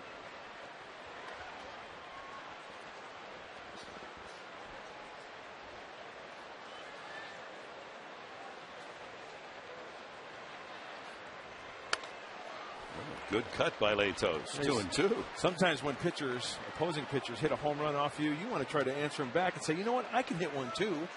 That looked like the home run swing from Matt Latos.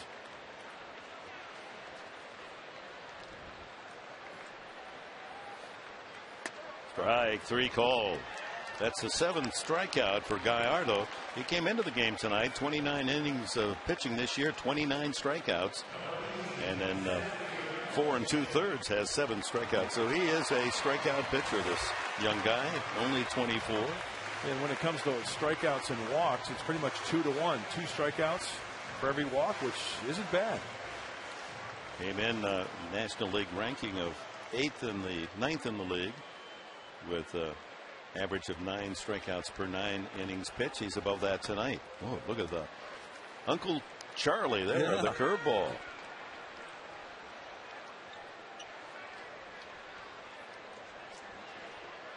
Strikeout and a force out for Gwynn, and he falls behind 0-2.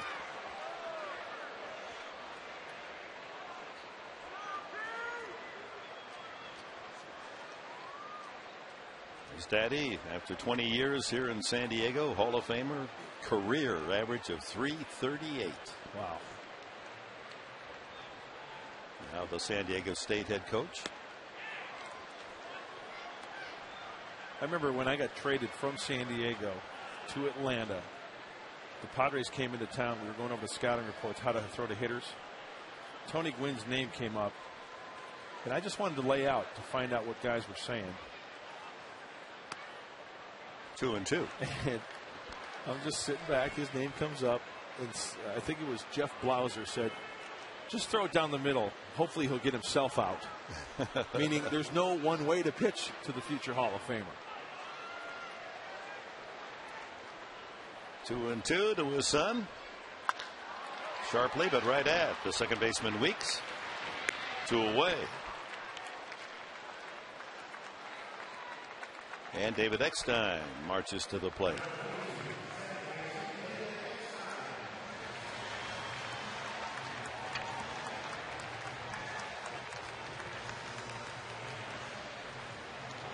Gallardo very impressive tonight with the bat and the arm.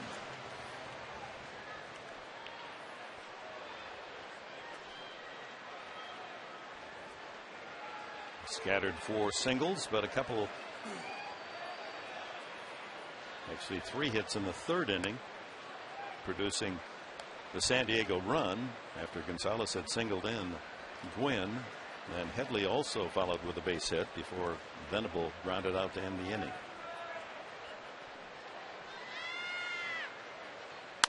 Broken bat ground ball. Weeks takes care of that one, and it's an easy 1-2-3 inning for Gallardo.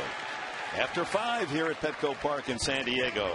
Brewers 2, Padres 1.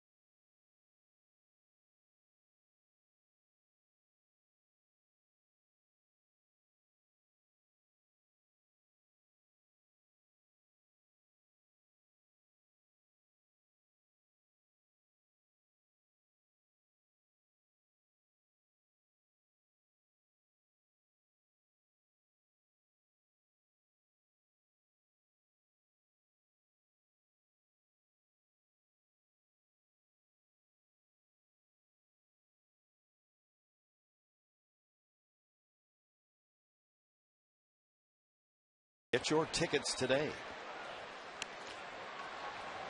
First pitch to Corey Hart, swung on and missed. And a bit of advice for those kids who get those baseball cards: hang on to them. Don't let your mom sell them in the garage sale like my mom did. Oh, that's painful, isn't it? Who knew? Checks the swing and goes around 0-2. Hart, who has walked and struck out. Two bad hacks by Corey Hart.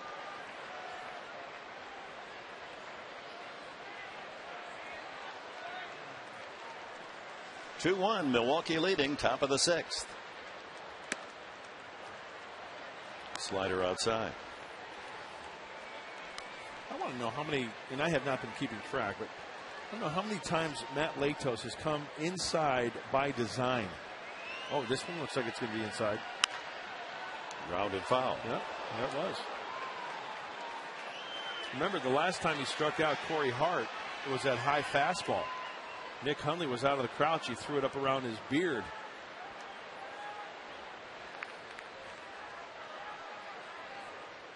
Lower third of the Brewer order here in the 6th. That went off the plate at 95. 2-2. Padres working on winning streak at home of 8 in a row. Brewers trying to break out of a 4-game losing streak. Check swing, roller. Eckstein to Gonzalez, one away.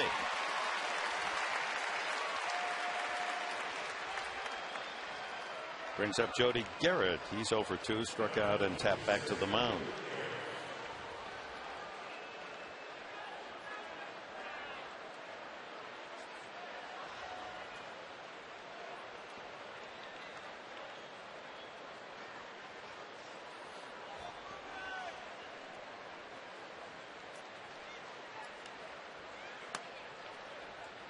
Down low to Weeks, who homered his last time up. The left-hander is Joe Thatcher, the right-hander Edward Mujica. Latos has reached 92 pitches in the game. Fly ball left field, hit well, but Hairston right there, well positioned. Absolutely. Matt Latos hit his spot with that pitch. Away. You hit your spot, the hitter puts it in play, and hopefully the defender is right there. Well, Giovanni Gallardo has homered tonight. Here's his first career home run 3 years ago in August. One of his 5 home runs. And this one came off a current teammate.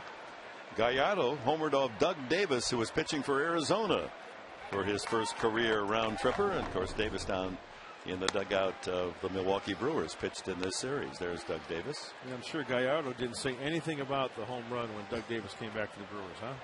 I would hope not. Didn't give him a hard time at all. No. Probably.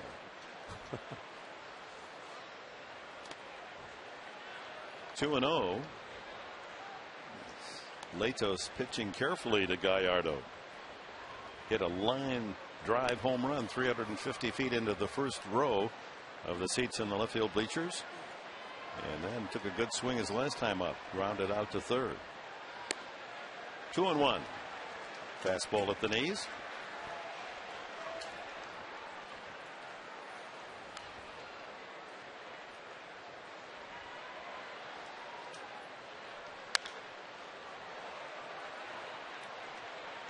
Two balls, 2 strikes. In the last of the 6th, it'll be Gonzalez, Headley, and Venable for the Padres. This apparently will be the last inning of work for Latos. Fouled at the plate.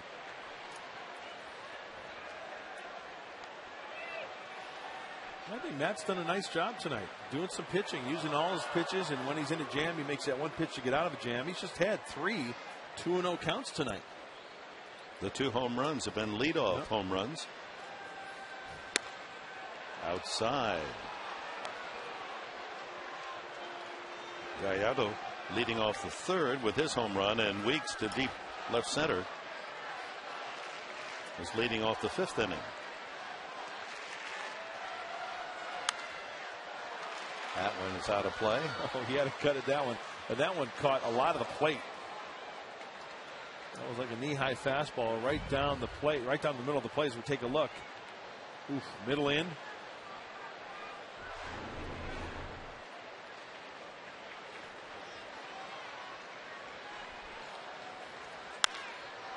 Boy, he takes a good cut at every pitch. In his 3 at bats, there's been no indication that he's fooled by any pitch. Here it is again.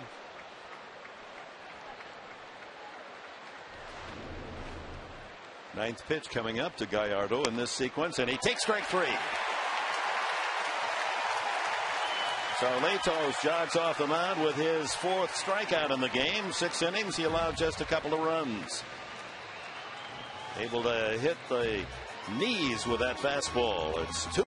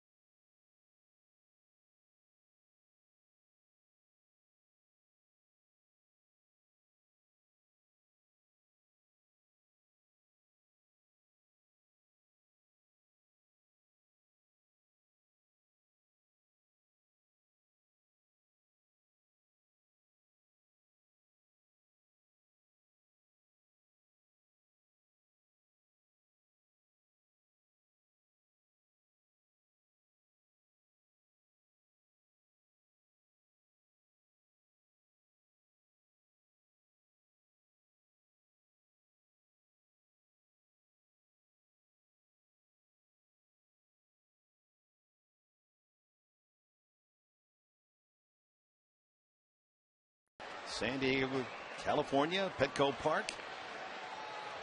Last of the 6th inning. Gallardo to face Adrian Gonzalez. Gonzalez with a single knocked in the Padre run in the 3rd. Struck out his first time up. Headley and Venable to bat for the Padres in the 6th inning. 75 pitches now for Gallardo. Catches the inside corner. Gonzalez didn't think so. We've seen a lot of reactions from hitters like that this evening. Scott Hairston, Adrian Gonzalez. When he puckered his lips, that's an outburst from Gonzalez.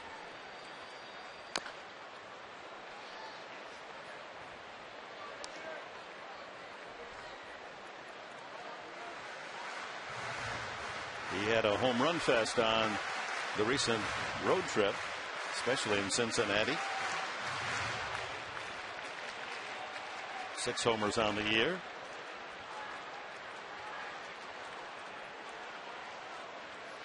Still chirping about that called strike, maybe?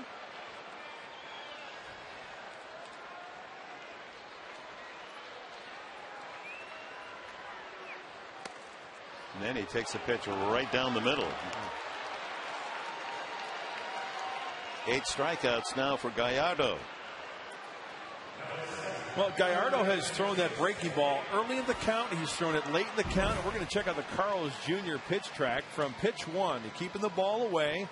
Fastball, but he's trying to use both sides of the plate. There's that breaking ball. And then Adrian must have been guessing something off speed because he has gotten guys to swing at that curveball in the dirt. He blew that fastball right by him. Headley takes a strike. The pitch that Gonzalez did not like was on the pitch track inside. Headley singled his last trip. He struck out 1 for 2.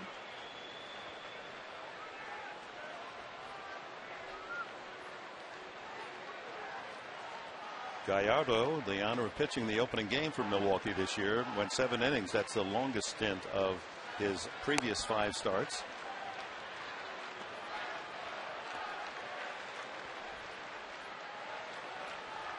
Well, I really like the curveball of Gallardo. He's got good tilt to it. He's not afraid to throw it any time in the count. He'll bury it when he needs to. 94, and it's an easy 94 mile line, just effortless.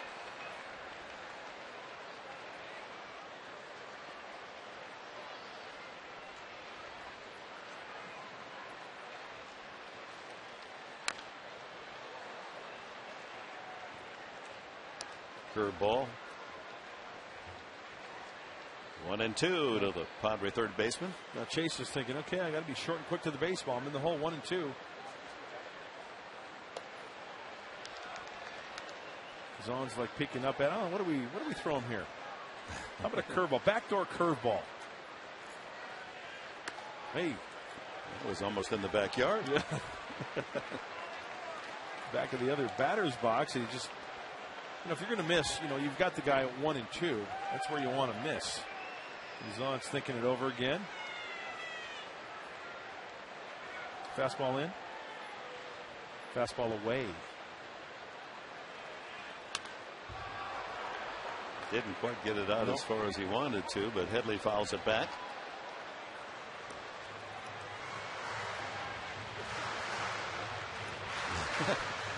Haven't seen a catcher in quite some time. It's just kind of eyes wandering around the park, looking up at the hitter and checking things out. Slider. Curveball. He's been comfortable with that curveball lately. Ground ball toward the hole.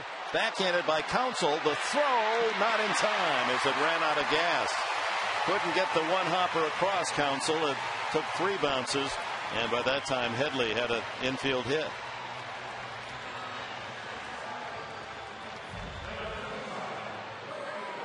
Breaking ball again, stayed on it nicely.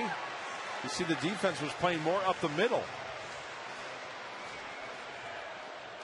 Good effort by Craig Counsell, but as you mentioned, Dick, just ran out of gas over to first base. Padres with their 5th hit, again all singles to match the 6 hits recorded by Milwaukee, 2 home runs. Will Venable, a walk and a ground out.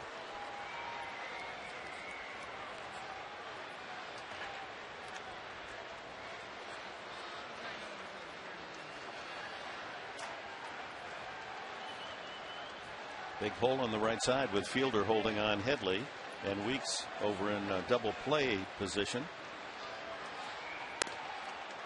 Fastball low.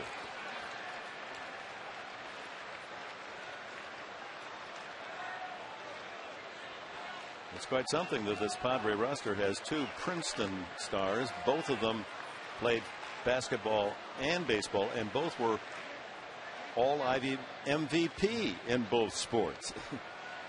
Chris Young not with us tonight. He's off to San Antonio for a rehab assignment with the Missions, the farm team of the Padres. He'll hopefully work around 60 pitches tomorrow, and if that shoulder feels okay, we'll go to Portland later in the week and pitch one more time and then be activated. Only worked 1 game this year.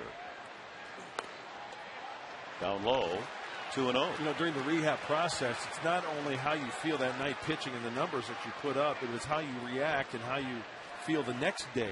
Because that adrenaline's pumping your game situation. Doesn't matter if you're AA, AAA. It's how you feel the day after your start.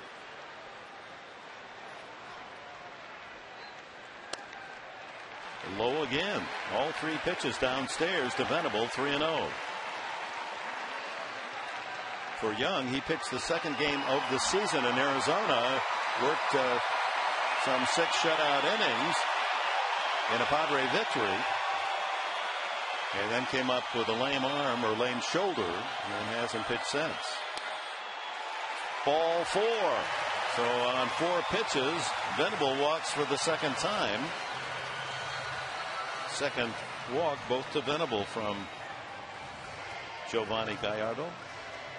Puts the tying run in scoring position with 1 out, and Scott Hairston 1 for 2 stepping up. Rick Peterson, the pitching coach, with the sweet mullet out to the mound, going back to the 80s. Look at that salad from the pitching coach. There's no action in the Brewer bullpen. And my point about that is, this is the third time around now for Scott Hairston. We know Scott Hairston came through with a big hit last night. He is known for coming through with big hits. He knows the repertoire of Gallardo. This is going to be a very interesting at-bat here. So you like Peterson's moss, when someone like you, I guess anybody, even I only have about 4 hair follicles left, but you even admire my hair. I admire your head of hair as well. No doubt about that. All right, Scotty Hairston lined a single to left his first time out. Took strike 3 in the 4th. Hit a 2-run homer last night. That was in the 7th inning. Ball 1.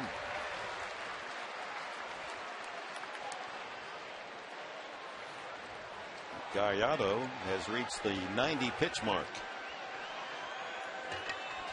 I love situations like this. Headley at second, the tying run. Venable over at first. 1 out. Ball 2. That's 6 in a row out of the strike zone from Gallardo. There theoretically is a base open, that being third base, but still only 1 out. You don't give Scott Hairston much to hit here. You're going to load him up for Jerry Hairston? Stay tuned. Well, Scott Hairston undoubtedly green-lighted on this 2-0 pitch coming up.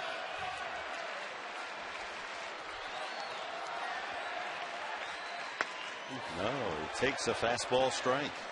Challenged by Gallardo.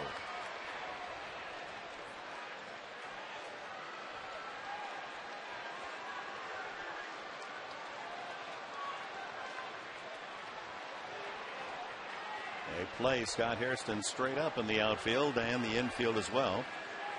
Double play position. Swing and a miss. Slider. Gallardo pitching backwards there. Fastball count. So what does he do? He pulls the string on the slider. Well positioned on the outside corner. 2-2 with 2 on here in the 6th inning.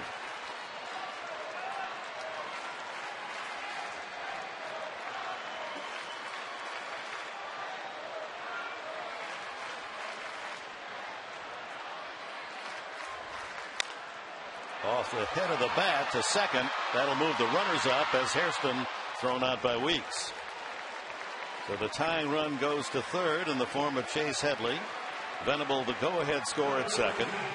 And Jerry Hairston, the man for San Diego, with a chance to put the Padres in the lead. He's flied out and struck out tonight.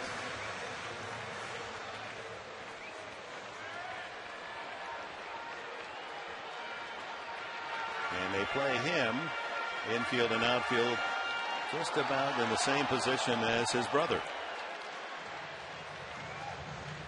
Corner outfielders off the line, but basically straight away, all fields. What comes into mind here? I'll mention it after this pitch. Low ball 1. I don't think a ball has gotten by Greg Zahn. I mean, when he caught last night and tonight, he has smothered every breaking ball that I can think of, and I could be wrong, but he's done a nice job of helping out his pitchers.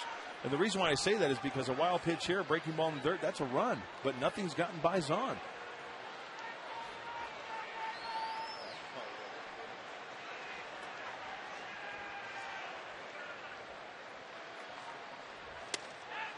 There's the strike. 95. He pumped that fastball.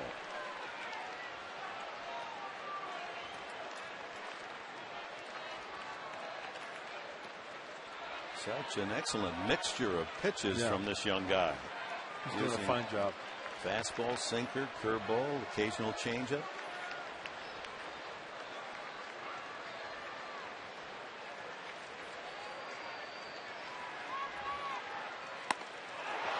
Fastball blew it by the swing of Hairston. 1-2. So he's a pitch away from getting out of this jam. Matt Latos looking on from the Padre dugout with runners in scoring position. Base hit could give him the lead and a possible win tonight.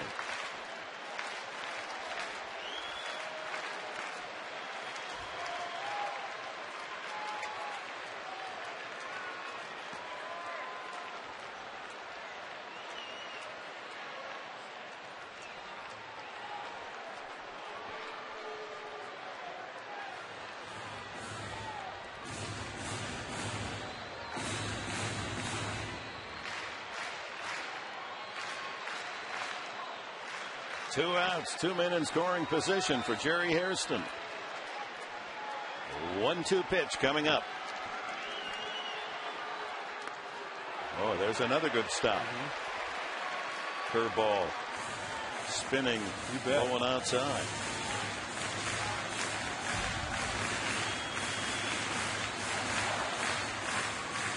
Moving to his right, keeping those shoulders square. That ball found the glove of Greg Zong.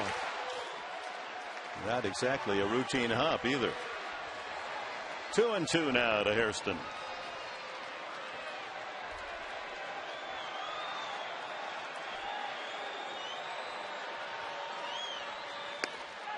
Strike 3 called, and Jerry Hairston jumping mad.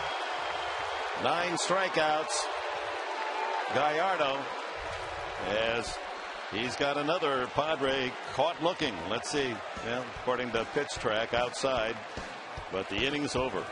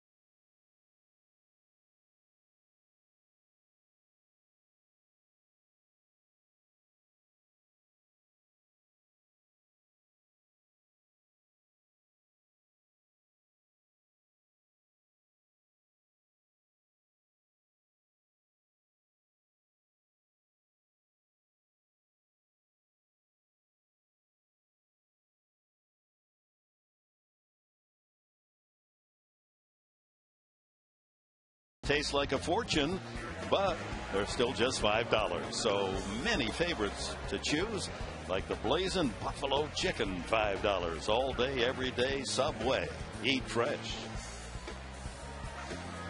Over in Australia during January for the Australian Open, there's a Subway in about every corner. You know, really? Yeah, it's the #1 fast food chain in the world, by far, by thousands of units.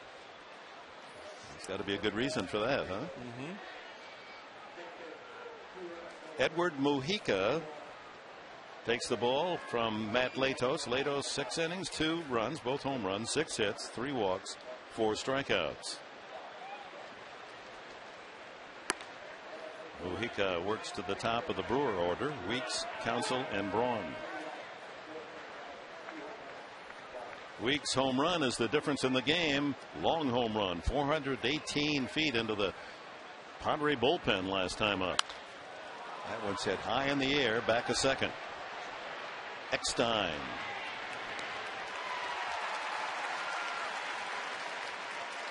Grabs the first out.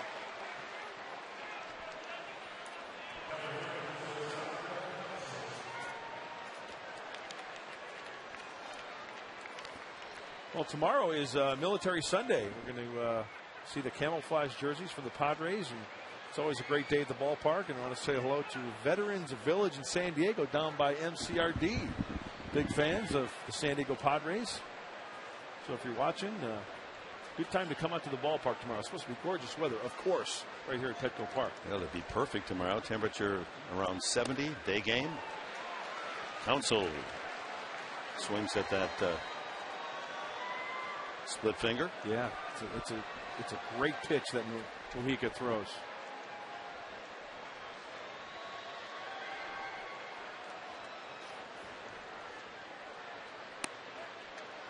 One ball, one strike. You know, he does throw a changeup and a split finger. That last one looked like it was a changeup.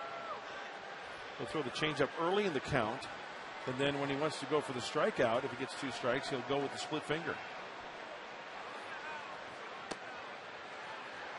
Slider low and in. 2-1 to Counsell. Ryan Braun on deck. Another tight game.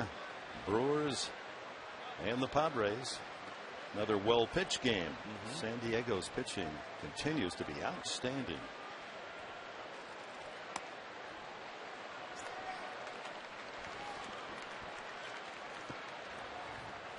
Mujica appearing in his 12th game of the season. That matches Gregerson for the most outings. 12 2/3 innings. He's allowed 6 hits, 3 runs, 3 earned runs, all 3 on home runs.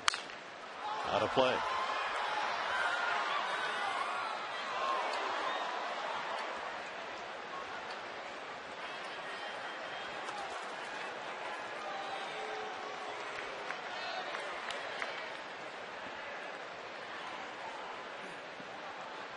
Buddy Black's pitching trifecta out of the bullpen. Gregerson in the 7th.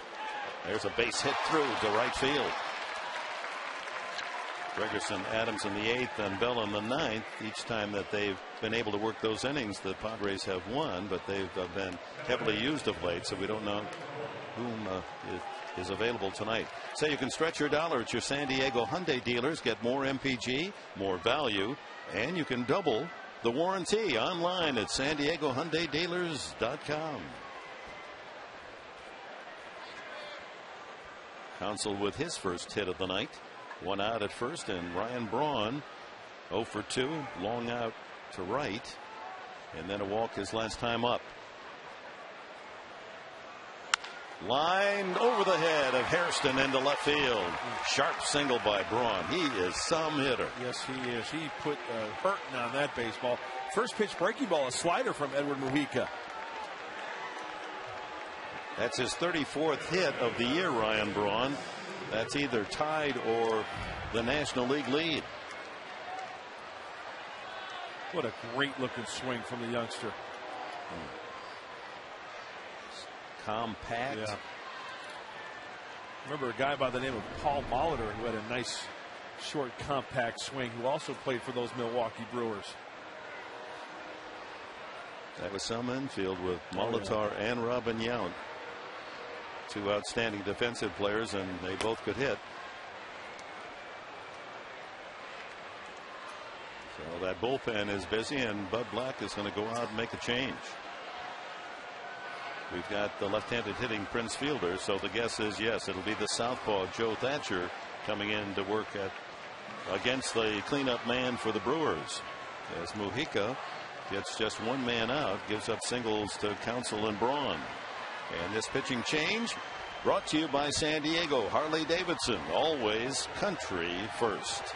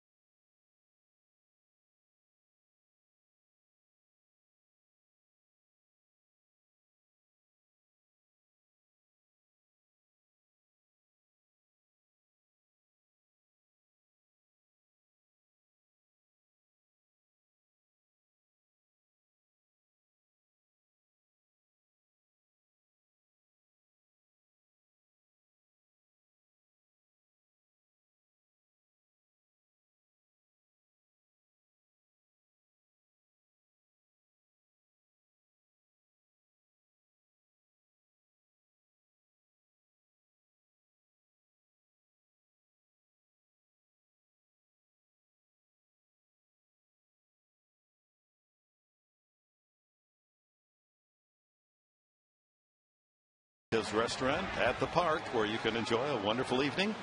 Happy hour 7 days a week. Joe Thatcher, arm troubles during spring training and rehabbed, went to Portland, then called up to the big club primarily for just this situation. Worked to a tough left-handed batter, and he's got one in the box now in Prince Fielder. 1 out, 2 men on for the Brewers here in the 7th inning. Joe making his 4th appearance, inning and a third. Yet to give up a hit to those 4 batters.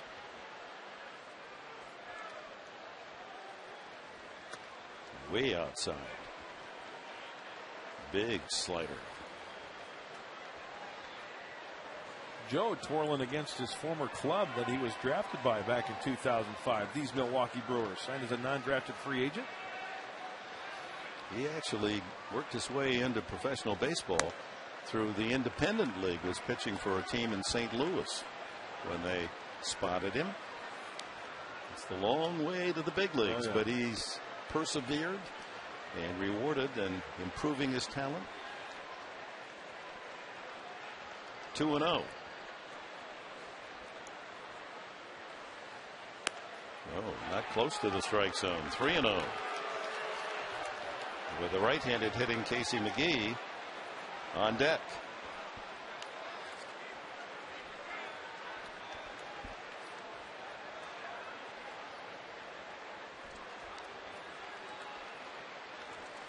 There's a strike. Pours in a fastball, 87.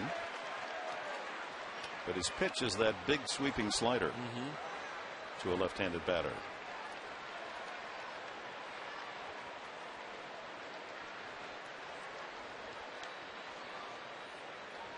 Two Brewers aboard.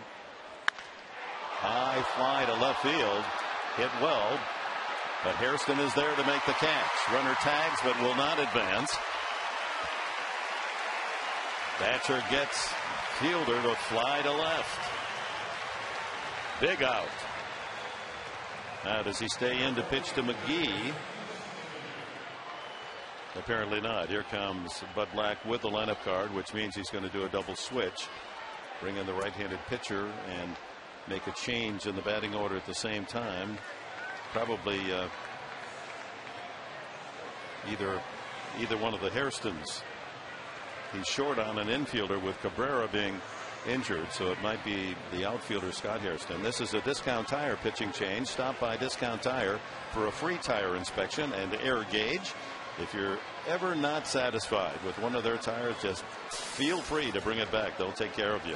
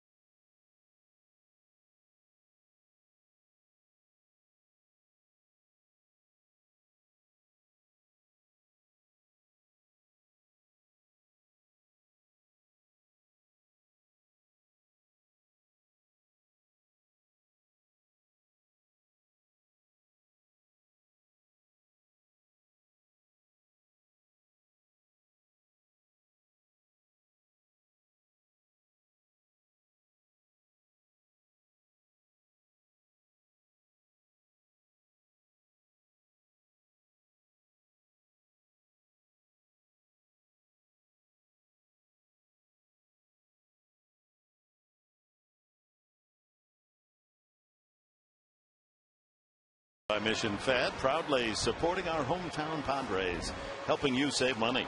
Open an account today. Right-hander Tim Stauffer. Look at those numbers, 2-0.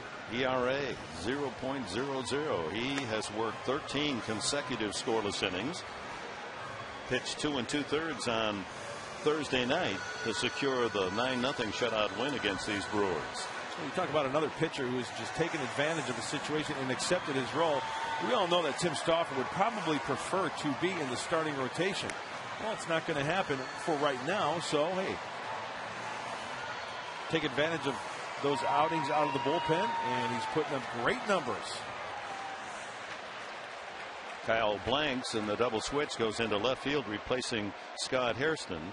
So he'll bat in the pitcher's spot, which is second up in the bottom half of this inning. 2 on, 2 outs for Stauffer. And the batter is Casey McGee. Single and a walk in 3 trips tonight.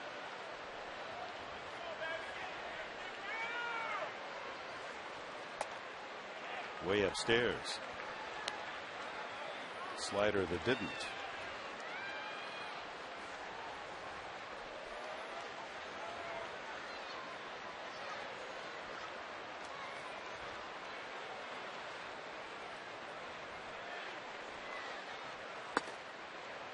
Ball 2. Now, Timmy throws a cutter, a fastball, a slider, and a curveball. Sometimes that cutter will act as a slider. Just kind of wrap it a little bit more, get a little more tilt rather than lateral movement on the cutter. Big day, Kentucky Derby Day. He's from horse country, Sarasota Springs, New York. That great racetrack. Ball 3, 3-0. Well, Joe Thatcher came out of the pen. He went 3-0 on Prince Fielder. Got a strike, 3-1, and got Fielder to fly out. Stauffer needs now to battle from 3-0 down. Ooh, green light. McGee on 3-0. He has 5 home runs this year, and he's just 1 RBI behind Ryan Braun for the club lead. Braun with 20. He has 19, so he's had some big hits.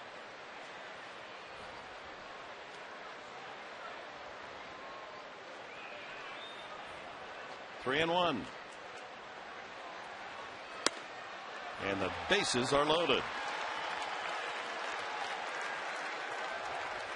Counsell moves to third. Braun to second. As McGee fills him up with 2 out. And catcher Greg Zahn stepping up.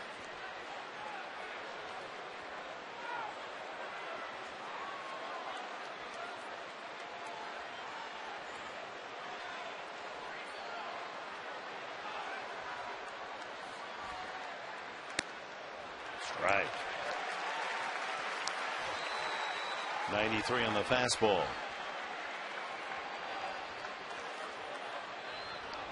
Big key, I think, of the success of Tim Stauffer is that arm strength of his. He's gotten it back, getting it back. Pitches have good action on him. Goes around, 0-2. Good slider.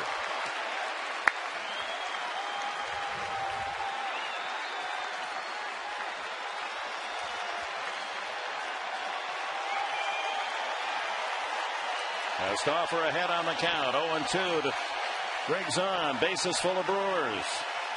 And here comes the 2-strike pitch in the dirt. Not far enough away from Hundley for Counsell to come down from third.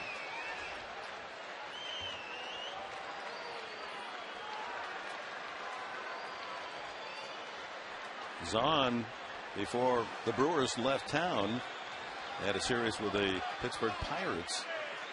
And last week on Monday, he had a 4-hit, 5 RBI game against the Buccos, tying his career highs. So he's feeling good with the bat. 1-2 now the count. He went around, strike 3.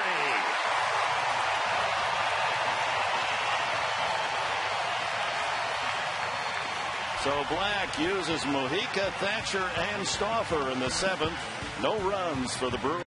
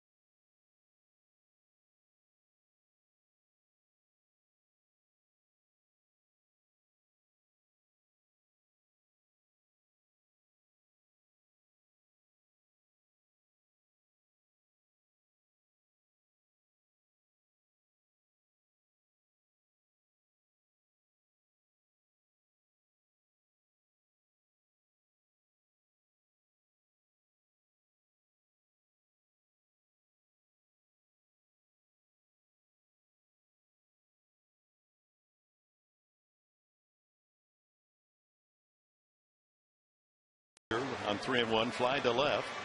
Entered Tim Stauffer. He walks.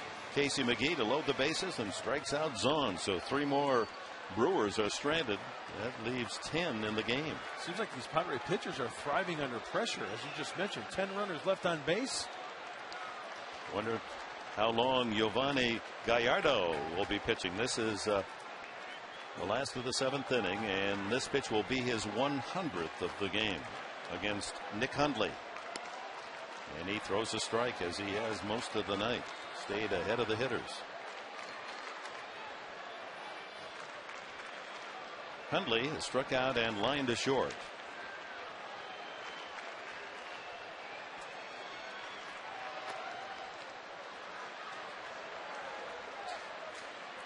Kyle Blanks, who entered the game in the double switch in the top of the inning, is on deck, and then Tony Gwynn, the leadoff man.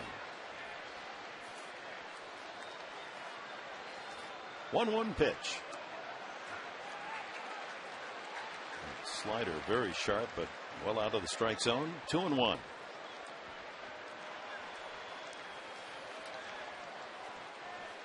Well, the Giants 6-1 winner today against Colorado. They started tonight game and a half behind the Padres, or the day a game and a half, so they've already won. Padres trying to begin May as they finished April. 8 wins in a row here at home. They've won 12 of the last 14. 3-1. Hit to right center. On his horse is Garut, and that's going all the way to the wall. Hundley now bounces over the wall for a ground rule double, and Hundley might well have gotten a triple out of that smash had it not taken that kangaroo over the short fence in right center. So Hundley picks on a 3-1 pitch and delivers a sarcastic double, potential triple. Nice job by Nick staying on that pitch and driving it to right center field, beating the shift. What about these late life Padres, huh? Trail by a run. We're going to the back third. It's a good way to start off the 7th. Now the tying run at second, leadoff double Hundley. Here's Kyle Blanks.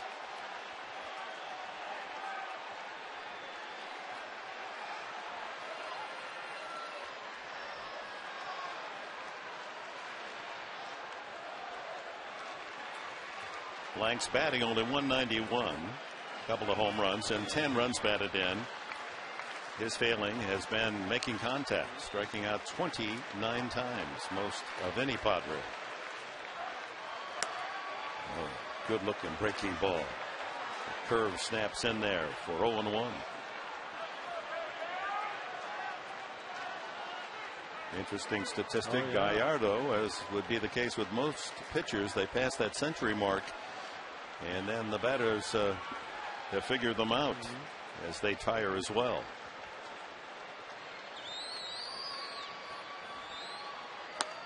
One and one. Yeah, third time around for Nick Hundley, but the first time, as you just mentioned, Dick, about Kyle Blanks hitting on the double switch. So take a look at his numbers of 68 at-bats. Well, the big man, when he has made contact, has hit most of his shots to center or right center. Doesn't pull it much. High and away, 2-1.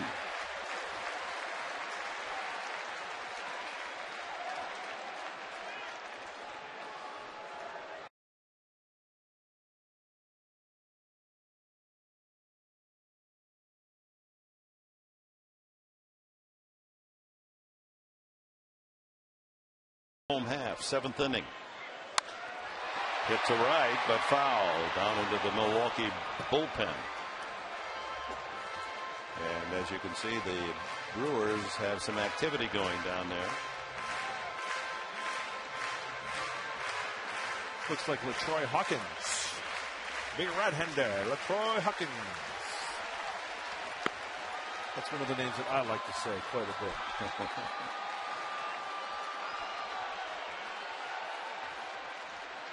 2-2 to Blanks. And another strikeout. Curveball got him.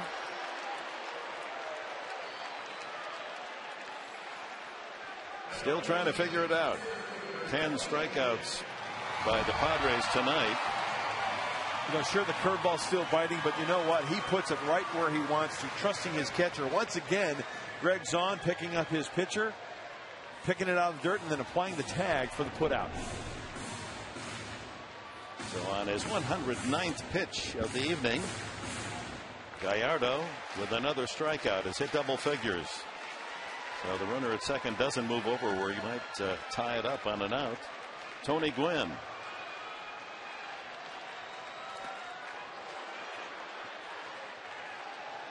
Another ball in the dirt. But that breaking ball of his is so sharp and so late. Out of the hand, it looks like a fastball. You can understand why hitters are offering it that pitch. Even that last pitch there, it bounced 3 feet in front of home plate, but Tony Gwynn held up a swing. But initially, he started to offer at that pitch. It's that good of a pitch. Former Brewer, Gwynn. Takes low 2-0.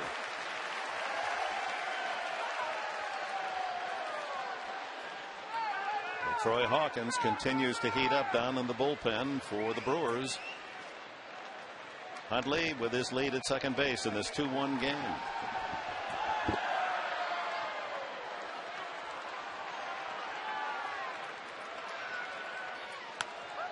There's a strike, fastball.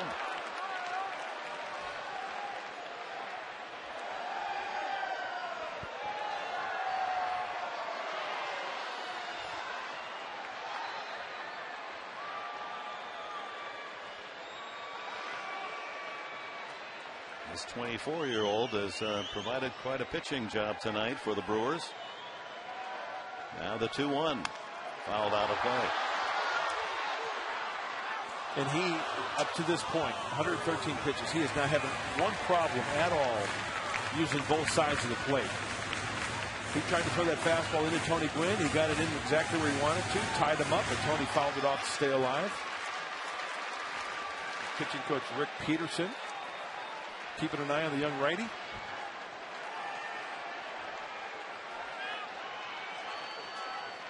$25,619 the attendance tonight at Petco. They brought their enthusiasm and they're ready to break out with a cheer if Gwynn can tie it up.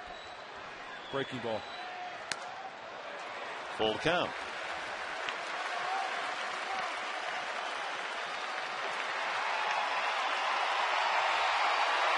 I kind of guessed breaking ball because of the way Zahn was set up. He got in that little crouch in the position to anticipate a breaking ball in the dirt. Ah, we're getting blocked, huh? The helmet of Hundley blocking the fastball. Late swing and just got enough to clip it foul.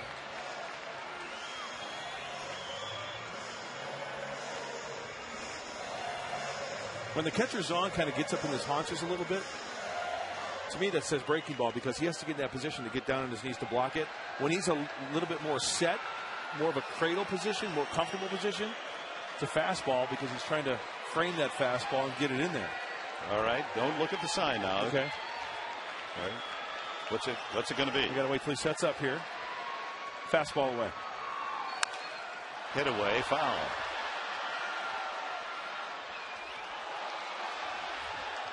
He's talking to Geyer. He's saying, hey, the guys in the booth are checking out the way I'm setting up, so let's try to change things up a little bit. And by the way, about that garlic.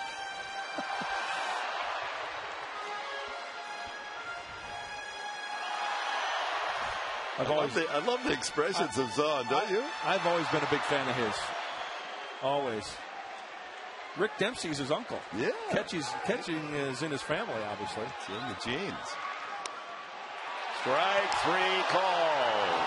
Rob Drake. Another called strike three. 11 strikeouts now for Gallardo. You know, I have to say this. He has called that pitch all night, has he not? Would you agree? Yes, he has. He has. And you know what? Remember the first time Tony Gwynn got called out, it was low? And that's below the knees as well. But they're low, but he has called it. So Gallardo has found himself a umpire favorable to his style, or he's pitched to the umpire's style, and that's part of the game too. You got to know your umpires. If he's going to give you that pitch. 3-2. He gets another strikeout. It's up to Eckstein now. Hundley still at second. And you can see Gallardo doesn't have quite the same control or mastery of his pitches that he had in the earlier innings. But he's still hanging on despite a leadoff double by Hundley. He has struck out both Blanks and Gwynn. Eckstein's 0 for 3 tonight, a fly out and a couple of ground balls.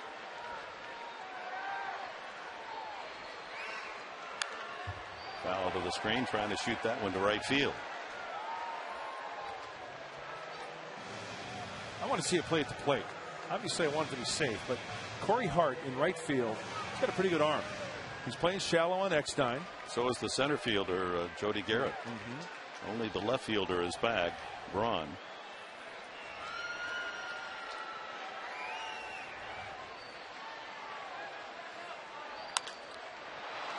Popped up. Shortstop. Counsell squeezes the final out, so some more fine pitching from Gallardo. Works out of a leadoff double. It remains 2-1.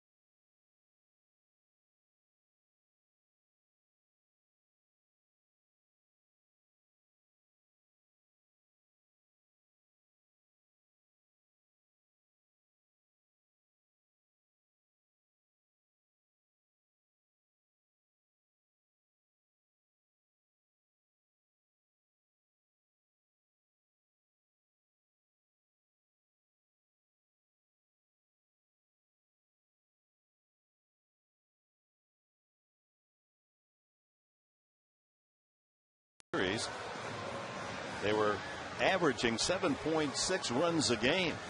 Only 2 tonight, nothing last night nor the night before. Testimony to the tough pitching of the Padres. Still only 2 runs in 3 games. But Milwaukee in front, 2-1. This comparison brought to you by the San Diego County Toyota dealers.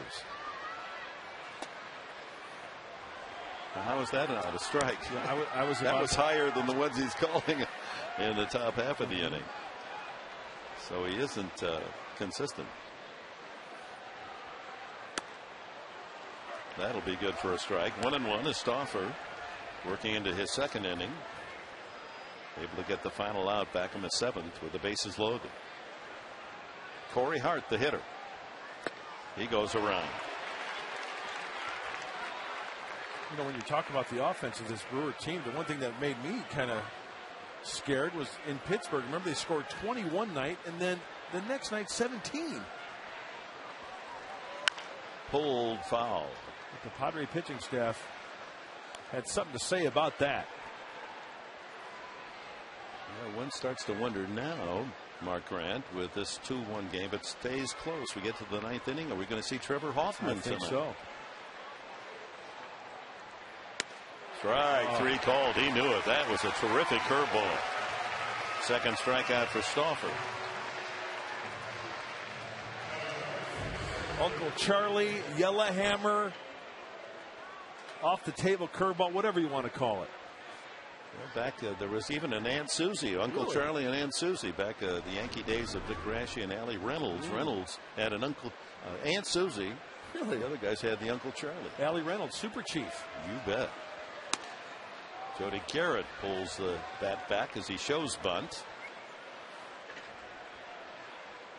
He's 0 for 3 tonight. Hit it hard last time up. A line drive to left.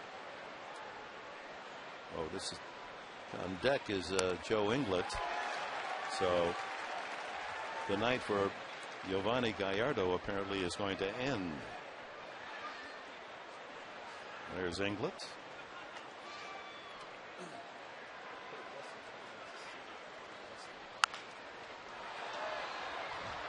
Count goes to 1-2.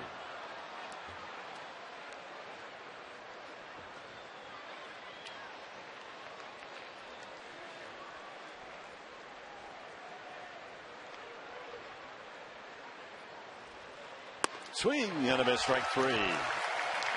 So Tim Stauffer, 3 straight strikeouts.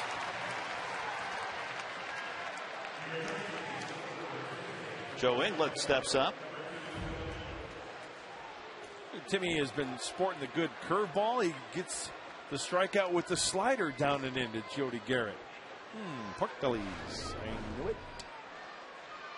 Inglet is 5 for 14. That comes out to 357. Has a single, 2 triples. Takes ball 1. As a pinch hitter, he's 3 for 11.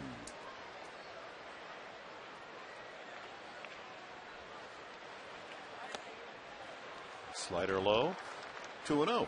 Gallardo, 121 pitch effort tonight. I was impressed. I was too. Just a steady performance. He got in trouble, able to pitch his way out.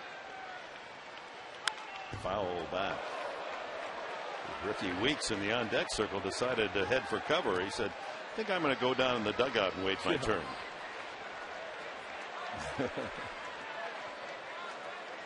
That was close. There he is on the top step.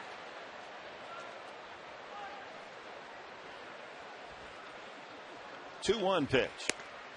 Off the corner, 3-1. Fastball missing.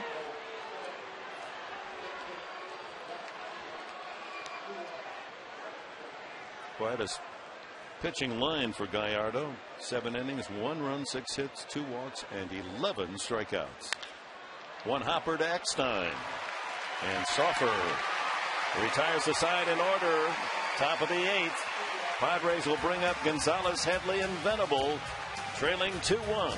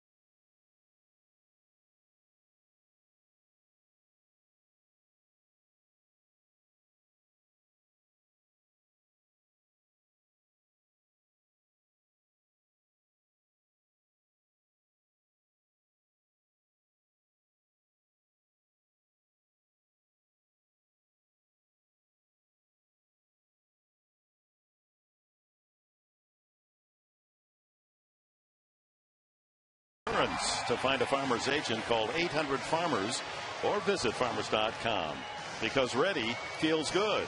And on this date, May 1, 8 years ago, Trevor Hoffman, as a relief pitcher for the Padres, earned his 321st career save with the Padres, setting a major league record for most saves with one team. And of course, he's gone on to save 594 games total, just 6 away from 600. 552 of those saves as a Padre. Perhaps we'll see him tonight after a disastrous back-to-back blown saves in Milwaukee earlier this week.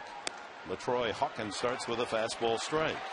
Adrian Gonzalez, RBI single, knocked in the only run for the Padres back in the 3rd inning as he plated Tony Gwynn, who was at third at the time, with 2 outs.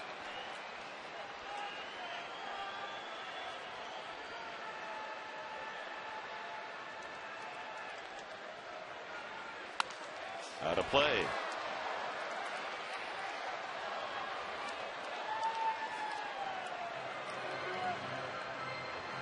Look at LaTroy Hawkins' season. 0-2 with a inflated ERA. 9 hits in 10 innings. Walk 4. You know, when you're the specialist guy in the 8th inning, it's going to be tough to get those numbers down. Fastball, slider, curve, and a change from the right-hander Hawkins. Misses inside, 2-2. Hawkins says he sets up hiding the ball from the hitter, turning his back 45 degrees, so that you don't see the ball until it leaves his hand. Watch how tucks it in there so you can't see. There, hides it. Down low, 3-2. So the curveball missing. Check that, 2-2.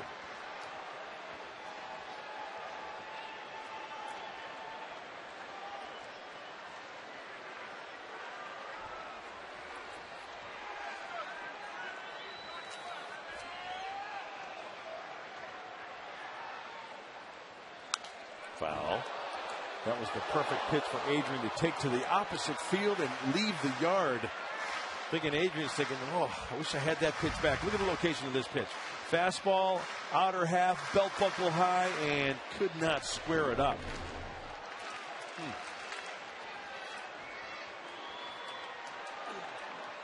Hawkins was solid in relief all of last year. 2.13 ERA. 2 balls, 2 strikes. 2-1 Milwaukee here in the 8th. Strike 3 called. And another unhappy Padre. And Gonzalez, who rarely argues, and now umpire points his finger in his face. He baited him. I mean, why does an umpire point his finger in the face of a player? I thought they weren't to incite the batter. Now Gonzalez is unhappy, and I think that Rob Drake, when he looks at the video of his work tonight, will not be pleased with what that shows. And Bud Black picks up the argument.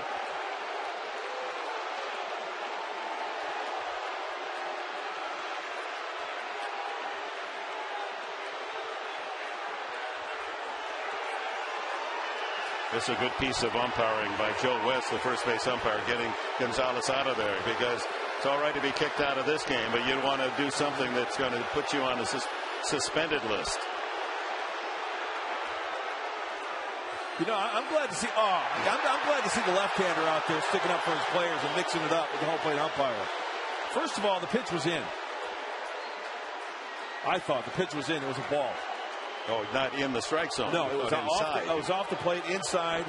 Let's see what pitch track says. Gonzalez is through for the night, but what has happened is the best bat in the lineup for the Padres is gone.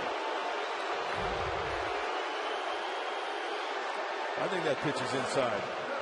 Pretty close. The way he's called the strike zone, there's no surprise there. Framed nicely by Zahn. It was definitely, it split the thighs, but Now they start jabbering off with the mask. Now this is the part that I don't like from the umpire, where, well, we didn't see, where he pointed the finger in the face of Gonzalez.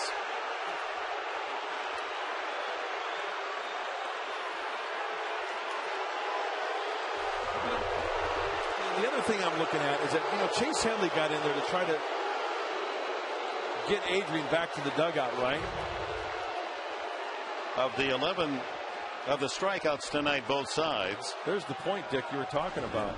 Yeah, I think that the umpire, they don't like taking the guff either, but you don't incite. And when he points the finger at the player, to me, that's encouraging more argument. Of the strikeouts tonight, Mr. Drake has called strike 3 11 times. Wow. Headley, the batter. Swing and a miss. 0-2. Good curveball from LaTroy Hawkins.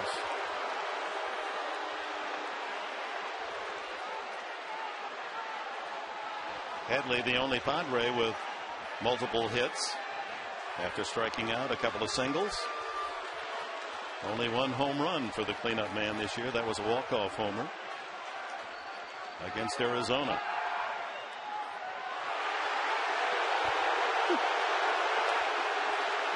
Well, the fans are on Mr. Drake, aren't they? They're calling strike on that one, I think.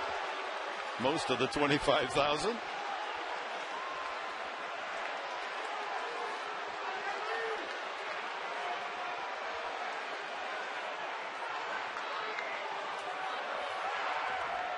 When's the last time Adrian Gonzalez has been thrown out of a game? Ever? You know, I can't recall. He's about as mild-mannered as anyone in the league. Ground ball by third into left field. Not hit very hard. Headley, will he try for 2? Yes, he is. There's going to be a play. He's out.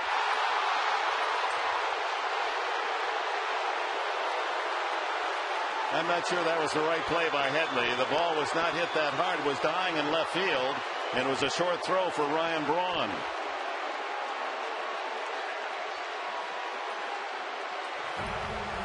Oh, so much happening. First of all, Chase Headley beats the shift, staying inside that baseball. Now the race is on, and you've got to compete with the arm of Ryan Braun. Nice pick by Ricky Weeks. Did he get him in the face before he hit the bag? That is what umpire Angel Hernandez was saying. Yep, he did. Had he gone in with the right hand, he would have been safe based on that. But see, he switched his hands, and in that switch, in that period of time, he was tagged in the face. Will Venable fouls it out of play. And you know what? After this play, as we take a look, swing and a miss again, gets him in the face, and then you're right, his left hand comes in. Chase says, no tag, and then Angel Hernandez pointed to his head. He goes, he got you on the head before your hand got on the bag. Yeah, that was a good call. Absolutely. So 2 outs. Nice camera work and nice direction down in that truck. Very nice. 0-1 now to Venable.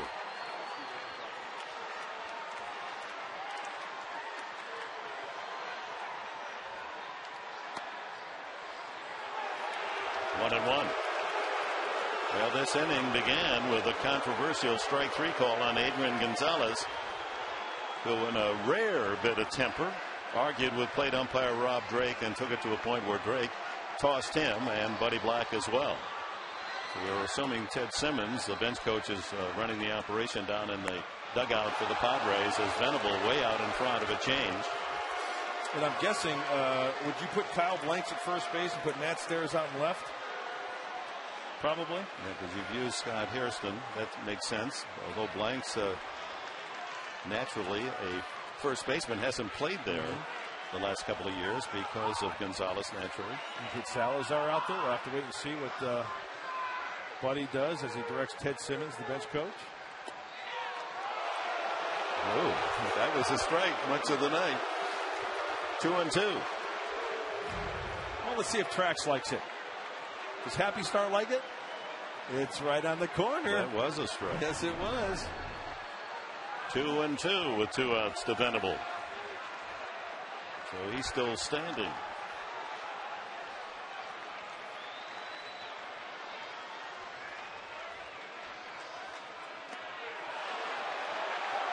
Did not go around.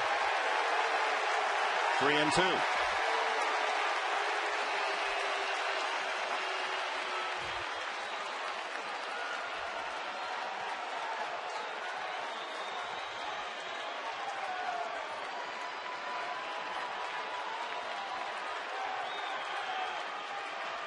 Venable with 4 home runs on the season. He's walked twice tonight and grounded out. There's Matt Stairs, the veteran 42-year-old pinch hitter deluxe.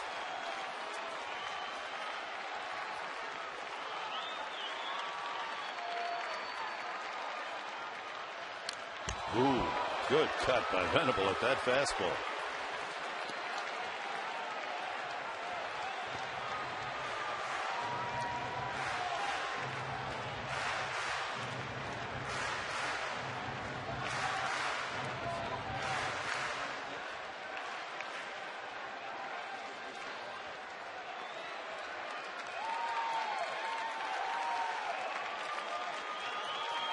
Full count. Venable the hitter. Swing and a miss, strike 3. So LaTroy Hawkins with 2 strikeouts in the 8th. No runs, a hit. Headley thrown out at second base. We go to the 9th. 2-1 Milwaukee.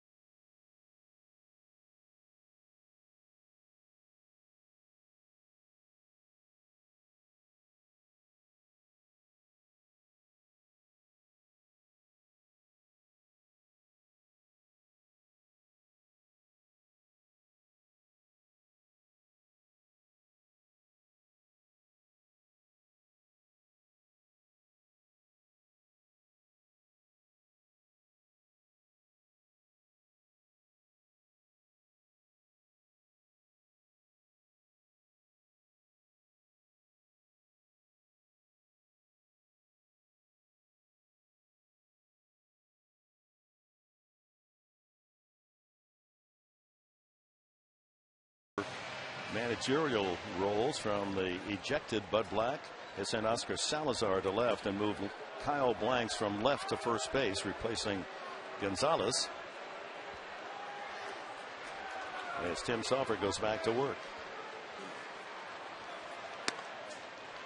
Strike 1 to the leadoff man Ricky Weeks. It's Weeks' home run, solo homer off Matt Latos, the starter, back in the 5th inning, is the difference in the game. 2-1. A very tension-filled inning last half inning. Huh? Good breaking ball.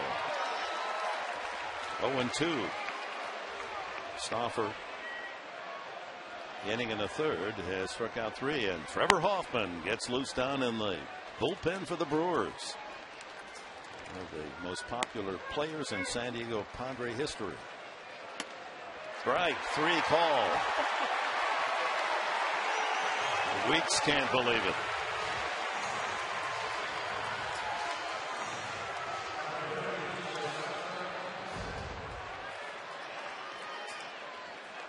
It's on the corner of Jay and Island. Hey, if they're going to call it, throw it out there, right? Yeah. 1 out, and Craig Counsell, the batter. Single and 4 trips.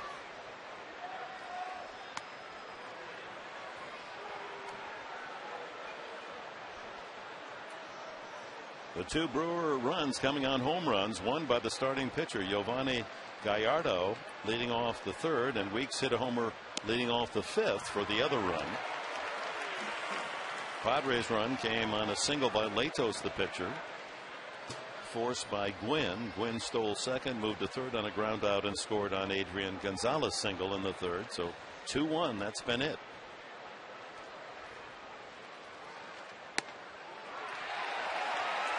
One and two to Counsell.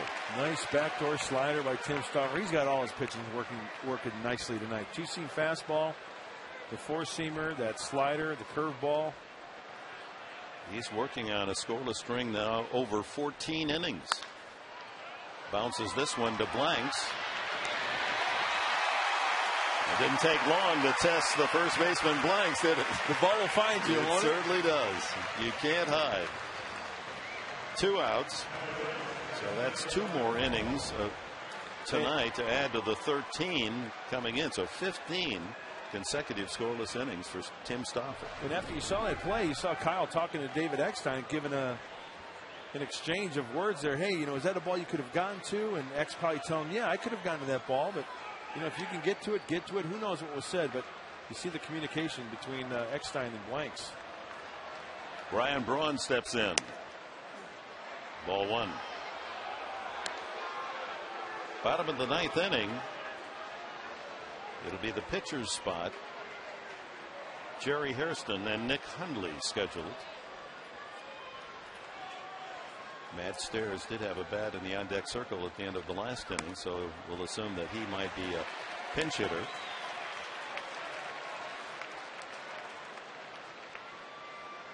Braun 1 for 3 and a walk tonight.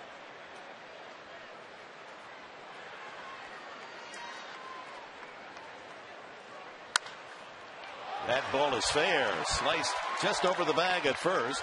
Venable digging it out of the corner, and Ryan Braun using the entire field as a double. Boy, he's a good-looking hitter.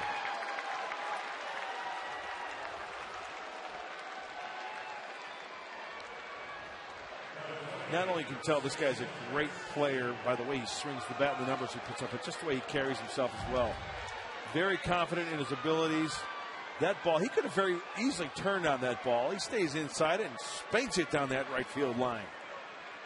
And you hit the nail right on the head, Dick, using the whole field. And that's just pull happy. He takes it where it's pitched. It's a man who hit .320 last year. Going to walk Cecil Fielder intentionally.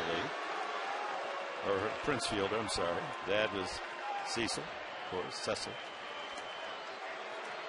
So first base open. They'll put Fielder over there and take their chances with Casey McGee.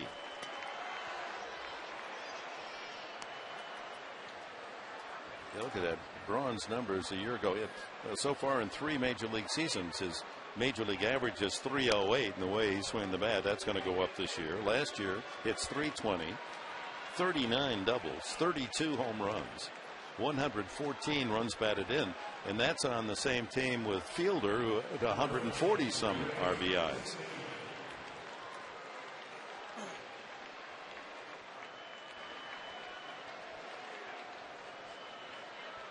And there's a look at the most home runs in the first 3 seasons of a career, big league career. Pujols and Ralph Kiner with 114. San Diego's Eddie Matthews 112. DiMaggio, there's Braun in that company. Oh, yeah. McGee takes it just out of the strike zone. Boy, these fans are unforgiving tonight. I'd like to hear that. The fans are getting into the game. I like that.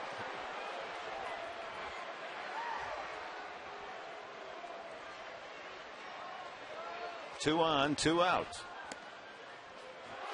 Slider misses. 1-1.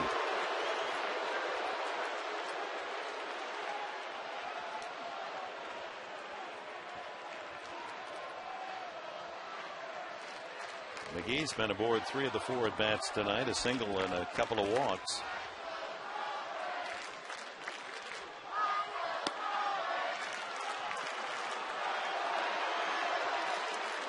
Slider misses. 2-1. Make that 3-0. 3-0 now. to McGee. He's got a good eye. Walked the last 2 times up. Worked the count to 3-0. Greg Zahn was up with the bases loaded in the last opportunity. And there's a strike on the outside corner.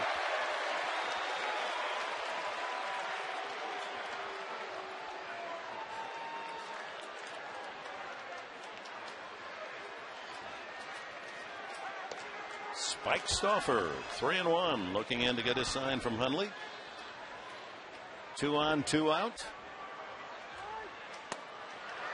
And the count goes full.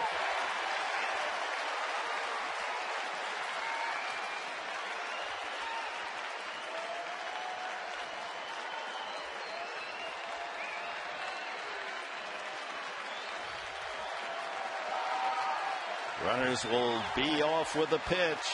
3-2 with 2 outs. That one punch foul. Staying with the fastball away. Trying to hear if his bat is broken. A little tuning fork here. Yeah. Stauffer hopes it's out of tune as he sets up for another 3-2 delivery.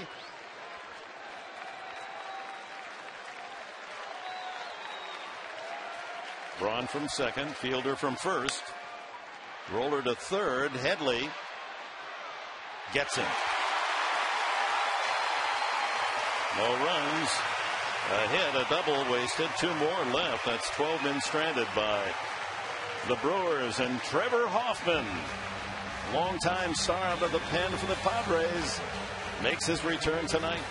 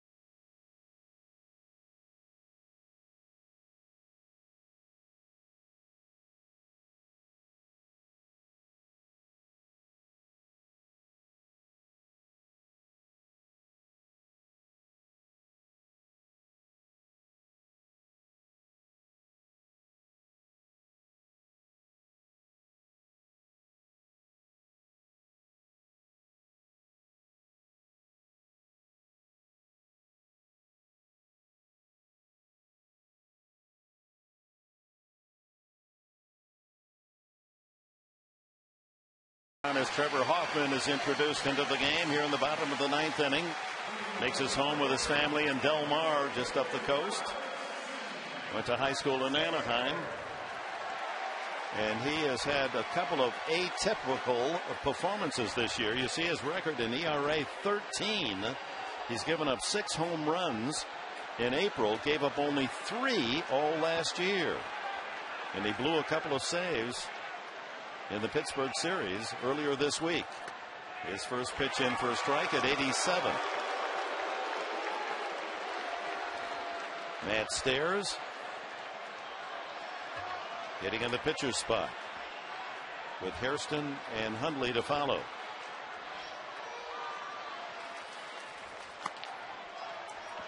So a couple of fastballs starting Stairs. That one at 85. Talked to Trevor the other day, and he said the main thing for him is, like any pitcher, I have to command my fastball. If I don't command my fastball, hitters are going to spit on the changeup. It's not going to make my changeup effective. There's the changeup. Misses 2-1.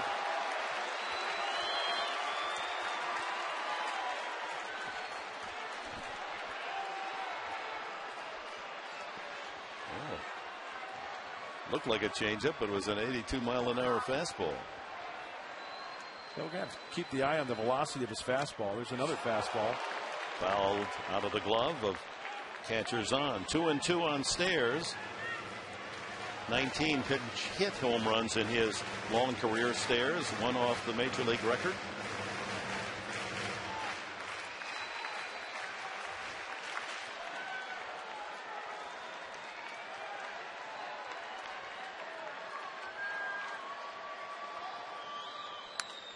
That ball hit deep and foul down the right field line. There was the first changeup. And Stairs out in front. So we saw the fastball 85, 86. We saw the changeup at 79-ish. So and one fastball at 82, 83. Yeah, so right. It's the difference between the two, and that may be part of his difficulty. Absolutely. Not enough velocity separation between fastball and change. Usually you like to see 12 to 13 miles an hour, ideally, between a fastball and a changeup. Foul back. Now, I don't want to generalize, but over the course of seen a lot of pitchers pitch, when you talk to scouts, they say they like to see that differential, 12 to 14 miles an hour. In 9 innings of work this year, he's allowed 15 hits and 13 runs. Now, back in the day, remember, Trevor threw mid-90s when he first came up to the big leagues. Swing and a miss, and the changeup gets Stairs. The 14th batter to strike out for the Padres tonight. And there it is, the changeup. Looks like a fastball, and when you've got 2 strikes on a hitter and you've thrown fastballs for strikes during the at-bat, yeah, they will fish for it. Trevor has 3 saves this year, but 4 blown saves. So an atypical April for the future Hall of Famer. He was still remembered well here by Padre fans for all that he contributed, not only on the field, but in the community. Jerry Hairston, 0 for 3. He struck out twice.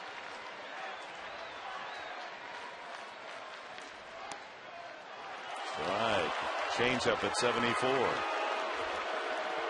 that was right in there. Huh? Laid it belt high, right down the middle.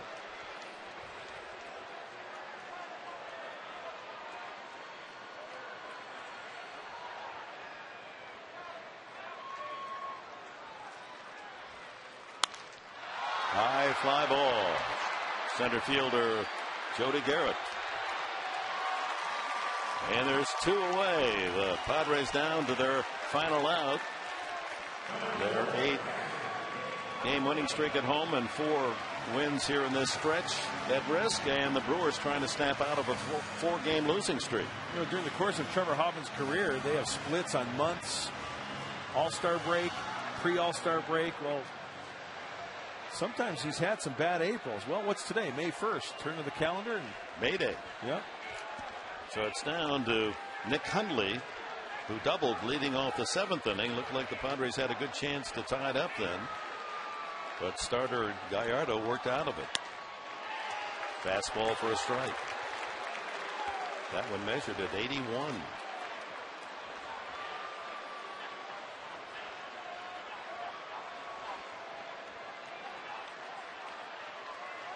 Hundley knows Hoffman's stuff. He's been his catcher on occasion. That one looped to right. Easy play for Hart, and the ball game is over. And Hoffman gets a save. Good for him. And the Padres winning streak snapped at home. A 2-1 victory for the Milwaukee Brewers. A couple of home runs, one by the starting pitcher Gallardo. And Gallardo certainly deserving of high marks for his performance here tonight. Milwaukee gets their first win here in this series. 2-1. We'll be back with the totals from Petco Park right after this.